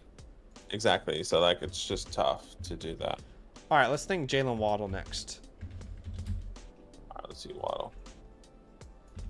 Ayuk may not Jalen work. Waddle is in Coach Baby Bobo. Okay, so He has. This might be difficult as well, unless you can get. what's our running back room look like again? I'm trying to remember. It was Brees Hall and no one else essentially. Yeah, no, this Brian is tough as Robinson. well. Yeah. I mean, unless you Waddle's just get not more gonna depth, like Waddle, Myers, and no, because then No, it's not. it's gonna just work. not enough. Let's look at It's not Olave next. Not every team's gonna work, and that is okay. See, So Chris Olave's team 1. He has the 106 that we can potentially tier back from, or Tyrone Tracy. That's a name. George Pickens. Yeah, that Tyrone could be thrown Olave in. plus Tracy, I like a lot. Yeah. Because I think they could have similar outcomes, and Tracy gives this fun like what if they don't draft their running back. Yeah. You could go like the 110 route and then offer like B-Rob. Honestly, Olave feels like a more realistic for some reason to me. And the 110 is more realistic than the 108. Like something like that feels possible. Maybe you have to add the 211, I don't know. But I think that kind of deal is more in range than the Ayuk deal that we were talking about. Yeah, that makes sense. We also wanted to talk about DJ Moore, and he has DJ Moore on this team as well. So it would be pretty much the same deal, but instead of Olave, it's DJ Moore. Yeah. Who I don't understand why DJ Moore is as cheap as he is right now. Let's try Devonta Smith and Jameson Williams. CJ Mo. All right. Jameson Williams, who is on Johnny B's team, who also has Brandon Ayuk, which is mine. That's also going to be difficult. I mean, you could try and grab both, actually. Like, if you wanted to do, like, Jameson and Brandon Ayuk, and then what you could do is send him Devonta Smith and B-Rob, again, in, like, the 211. Kind of like that type of deal. Yeah. In that range, if you will. Yeah, but that's unfortunate that so many guys are brought down by like one area. But if he's like burden range, that tells me like you're not completely unrealistic for actually like the 105 to the 107. Like the 104 to the 106 almost. Like that's where Burden's ADP is right now, and he's ranked ahead of Burden. Yeah, exactly. Any one of those picks, I'm taking it. I'm there with you. It makes me wonder if we can even trade back with somebody. Well, actually, maybe we can. 108 is pretty far back. The only reason I don't want to trade back is it's only start 9. Yeah, right? Like, you have the 102, 103, and I was just thinking of that range where we want to be. We were just trying to do that with the 106. He has a bunch of depth, like Chris Olave. I mean, look, maybe, I'm not opposed to doing it, actually, but I feel like this team has way less holes than all the teams that we've talked about so far. Like the teams we spoke about. Exactly. Yeah. So, like, I think he's better off sticking getting Tet and a running back is just huge. And then selling Devonta Smith for, I think that's probably the ideal trade. Devonta Smith, B-Rob for J-Mo and Ayuk, because now you get 2 wide receivers in return, and then you get Tet, and you get another running back if we live in that world, right? Like, yeah, Tet and then Caleb, Tet and Henderson. That just helps your depth and at the running back position and the wide receiver position. Yeah, I agree. I like that one a lot. I'm a big fan of the Ayuk trade. Yep. If you can move off of like Ramondre or Brian Robinson for this Jalen Wright package, I think that's also really ideal. Yeah. That was a good score for you there. Yeah, I mean, let's imagine that this team adds Tet. They then add Hampton, right? And then they turn Devonta Smith and Brian Robinson into Ayuk in the 108. So then they add, let's say, Egbuka as well. So we have Ayuk, Egbuka, McMillan, Hampton. Ayuk, Egbuka, McMillan, Hampton to this team that already has Breece Hall. That's great. We lose Devonta Smith. I feel good about that outcome. Yeah, I think so as well. I think this is, you had all the right moves here. Big Vegan, Beef. Kobe Beef. And look, as always, you should be receiving your playbook within 72 hours on the Flock Fantasy message system, customized to all of the stuff that we drew up here for you today. We really appreciate you and the support that you have, that you've been bringing to us, and we thank you so much, man. Appreciate it big time, man. That's very good team. Yeah, great team. Very good team. You're positioned well to at least get into the playoffs this year and keep those picks in case anything goes sideways with injuries. Appreciate you. I think the only thing we didn't have was draft capital, which I think it would just be B plus, A minus. Yeah, because you got 2 firsts in 2026, and remember that first we project to be like the 101. Yeah, that's good. All right, how many have we done today? 1, 2, 3. Let's get through another. Yeah, I think we did that. Okay, let's see. Let's get to Chaos Carter here. Okay, I gotta make one for him. Give me a sec. Yeah, that's okay. Just while that is happening, I'll let y'all know if you are out here and you're watching our video and you want to get your team reviewed. Very simple, guys. You can get your team playbook, customized game plan for your offseason with customized trade targets. Just really a game plan, like what to do with your draft capital, all that kind of stuff. Become a Land Mother Flocker member annually, or you can go to the Flock store. Purchase a team review there, regardless of what promo code you're on. Just if you want that live, version, just push that live tier up. And really, the reason we do that is more of demand. So, like today, for example, demand really matters. Whereas other times when the demand isn't as high, we'd be happy to do like the live review for those offline guys. It just, like you said, always comes down to demand. But check out that pinned comment. I'll put it in there again. It's also in the description, flockfantasy.com/land. All right. Just wanted to quickly say to Cooper, I agree with Chris here. He says, do I tear down from Mixon to Ken Walker? I agree with Chris. In Dynasty, that feels like a tear up. So I think moving off of Mixon, as much as we love him, for Ken Walker is a big W, my friend. Chaos Carter is next here. All right, we appreciate you, Chaos Carter. Thank you so much for the support. And we're gonna break down your team right here. This is 2 quarterback, 12 team start, 10 full PPR, and that's another middle ground here. I It think has we got been all middle straight grounds. middle ground this entire Right. day. Straight middle. And we appreciate you for your support here. Let's have a look at your team. And you're currently ranked first out of 12, which is awesome. So let's have a look. Justin Herbert, Kyler Murray, Baker Mayfield. Great quarterback Did room. you read Don't the really have to worry. context? Oh, I did read the context. Okay, You're I was right. like, I might be tripping. I went straight through it. Hey, gang. I won the league last year. Congratulations. I'm thinking about upgrading from Kyler or Baker to a tier 1 quarterback. I'm thinking Joe Burrow. Also planning on upgrading my running back room in the draft and potentially trading Monty. Okay. Let me know your thoughts. All right, so let's have a look. Well, you're right, but I could just to say, like, he looks like by far the best team in his league based off what our expert consensus says. So let's dive in. Go ahead.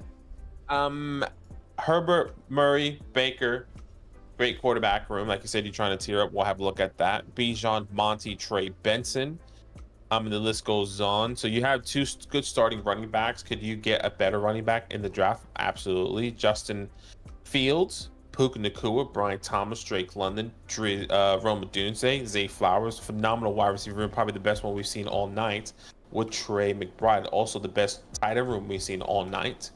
And you do have your picks in 2025, which you said you won the league. So I'm assuming this is the 112. That's what I was going to say. 112, 212, which you can't really do too much trying to upgrade at running back or quarterback here. I mean, 112. I mean, my mind goes straight to Chuba Hubbard, James Cook. I know, right? Like Chuba Hubbard is our auto buy there.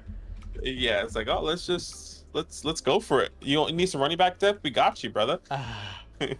Yeah, it feels like such an easy buy, but yeah, I think it's probably right to assume, unless Chaos Carter is here with us, it's right to assume that is going to be a late first, late second, like the picks that he owns. We don't know where those thirds are, but it doesn't really matter for projecting right now. But it's a very good team. Yeah, I mean, think about the starting lineup, right? Probably Baker Mayfield, Kyler or Herbert, one of those two. Bijan and Monty. Jefferson, Puka, McBride, Thomas, London. And then your last flex can be one of Adunze, Flowers, Dobbins. It's a very good team. I don't think this is Thanos, but this is as close. I think you're like one step below a Thanos. You know, you're like if you had a Jahmyr Gibbs as well, would be like, this is closer. Well, but the quarterback room isn't top 5.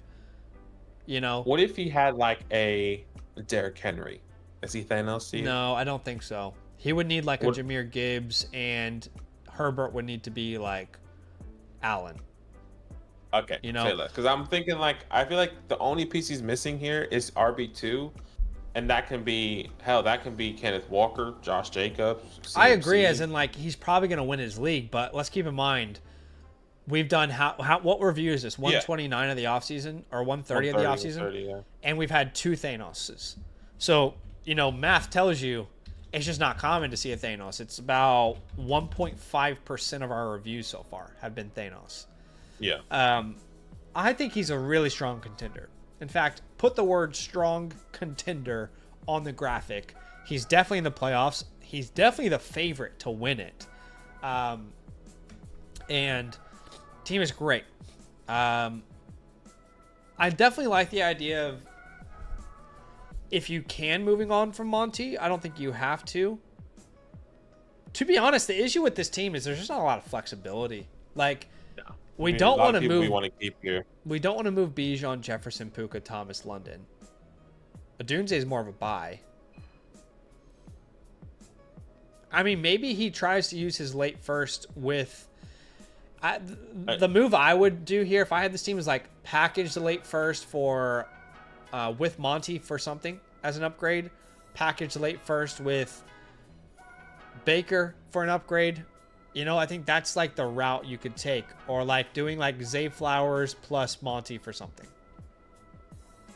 Yeah, I agree. I think that's probably your best route, because in reality, the only other route that you can do is just trading your first for an established running back already to get depth, or it's just stick and pick, which I mean, right now we're just seeing another tight end, the Colsons, the Tyler Warren, or yeah, Colson Maybe Loveland, Tyler Judkins Warren's there. falls there. Like that's like, oh, this is the Maybe. wrong chalkboard. But like that's, like if you wanted to add there, if we're looking at this, like maybe Judkins falls. But if Judkins gets good draft capital, you're likely to see a wide receiver there, like a Golden, like you said, the tight ends. Yeah, and I'm just not sure if you probably want to.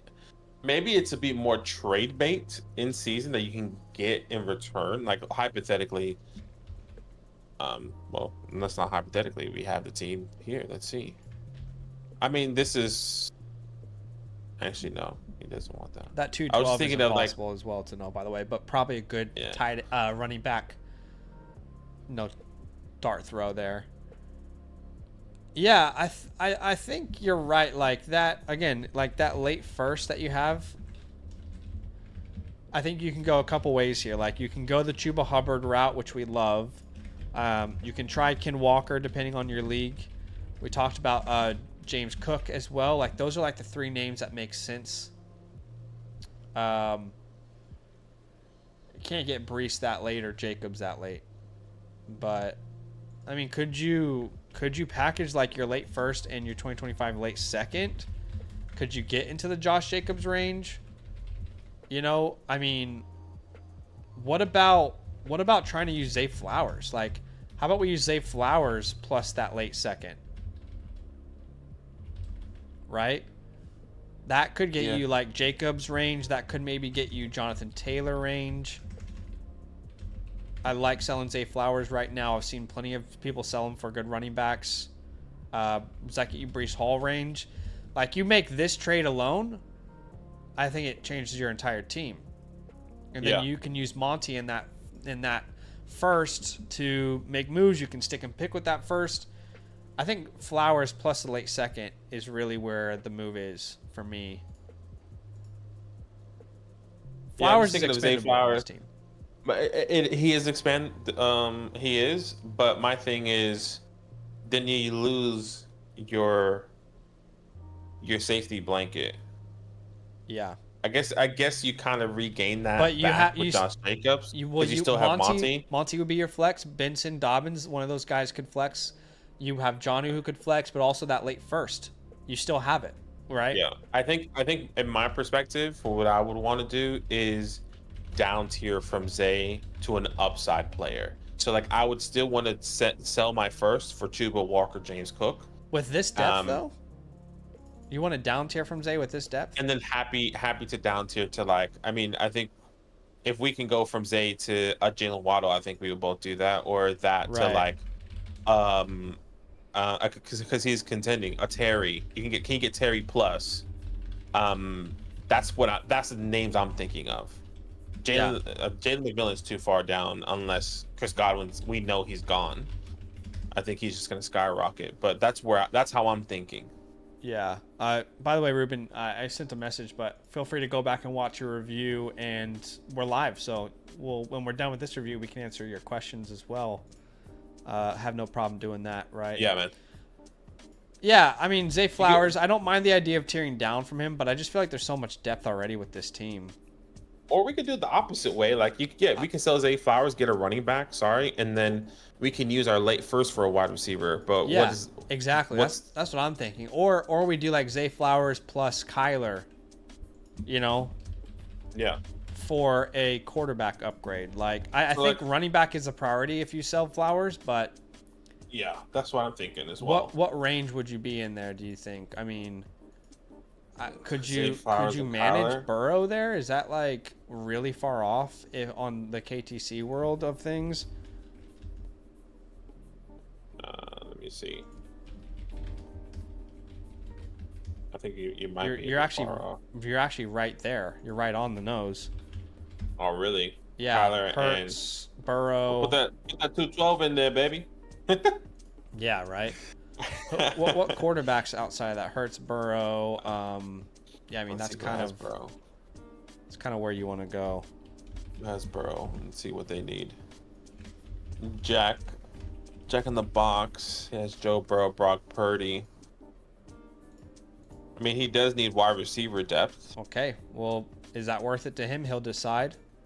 Mm-hmm.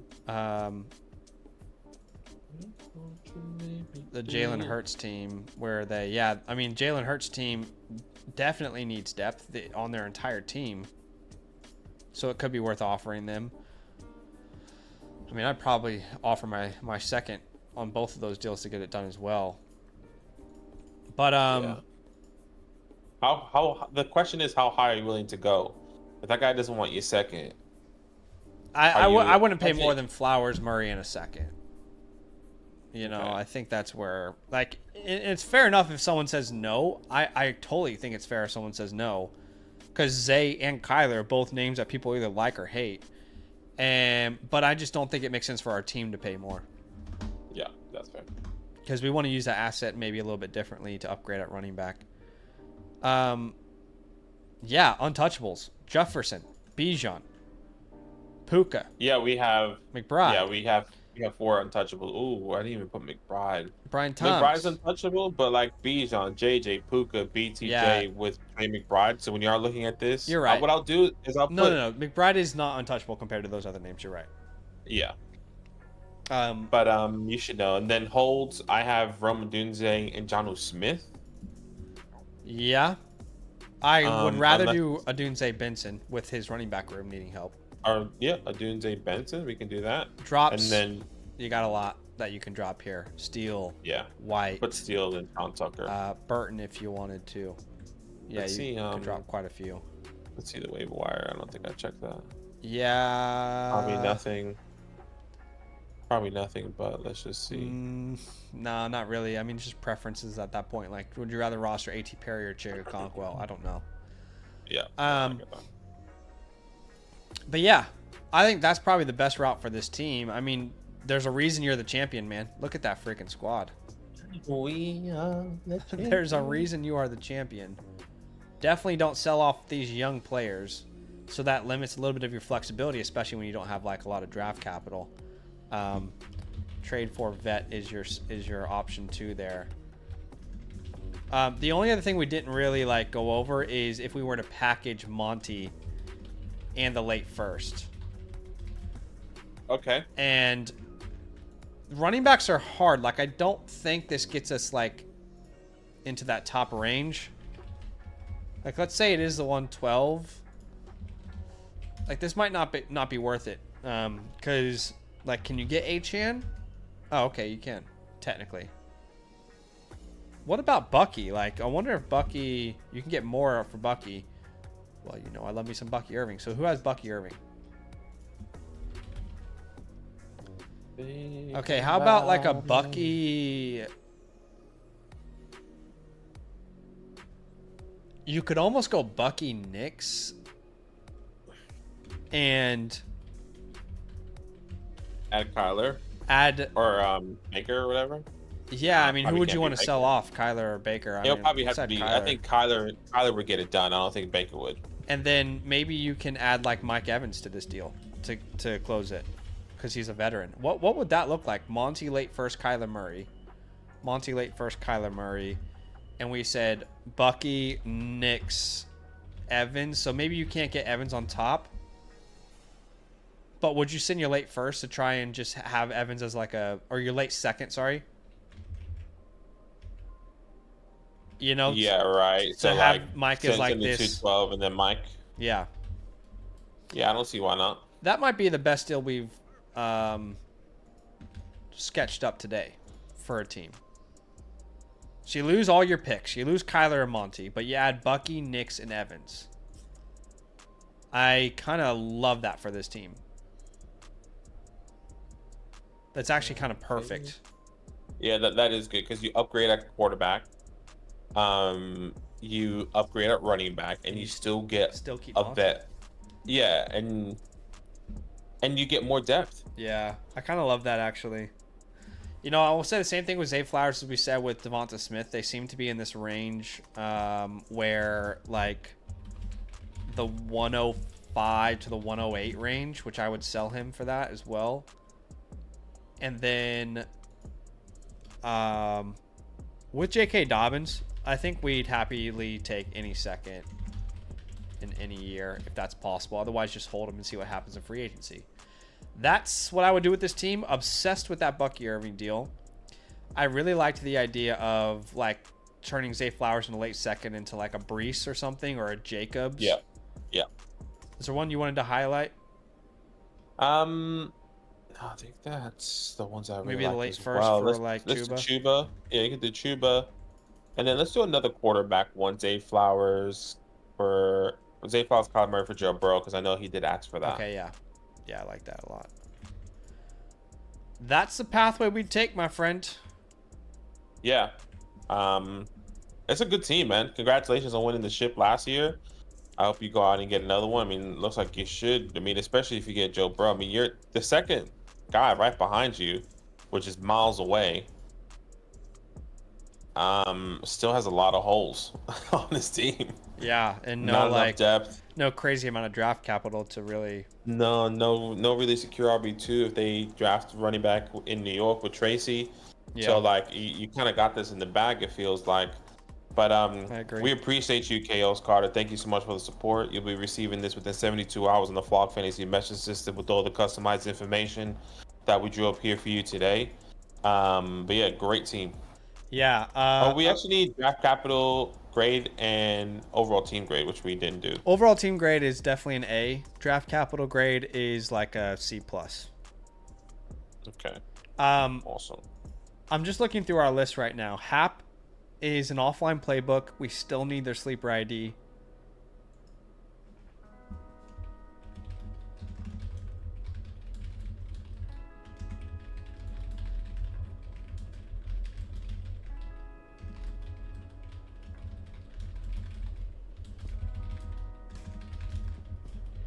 Wish we knew his Yeah, I'm just messaging him again. But yeah, we are waiting on a sleeper league ID. Then we'll do his offline review. John Perry's should be sent out today, right? Yeah. Okay, John Perry's is going to be sent out today, and you'll hit complete when you send that. Yep. Clifford is an offline review, which we can do today offline. Yep. Hop, Kirk, Zoinks, and Mondo Meatball will be next on the list when we go live again. So that counts for everyone. But that is it for today, guys. You know, one last time I'll say, if you want your team reviewed, you want your team playbook, consider it a customized game plan for your offseason with customized trade targets and just really knowing what to do with your league and your draft picks. Become an annual member with the promo code LAND on the Flock Fantasy site, or you can go to the Flock store, right? Choose that team review option and get the live version if you want it done live. Obviously, Zach and Badaki with Fantasyland is the place you would choose there. But I appreciate y'all big time for being here with us. Appreciate the support. Appreciate the love on today's stream. And I mean, is there anything else that I didn't say? No, that was great. Appreciate you. Thanks for all the support with the new rebrand. It's been awesome. And see you mañana.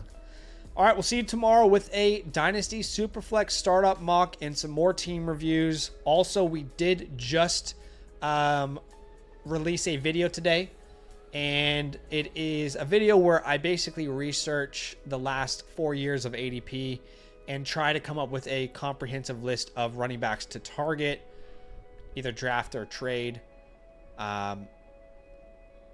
for veterans and contenders. So go check that out. And I appreciate y'all watching the video. We'll see you guys very soon. Love. Love.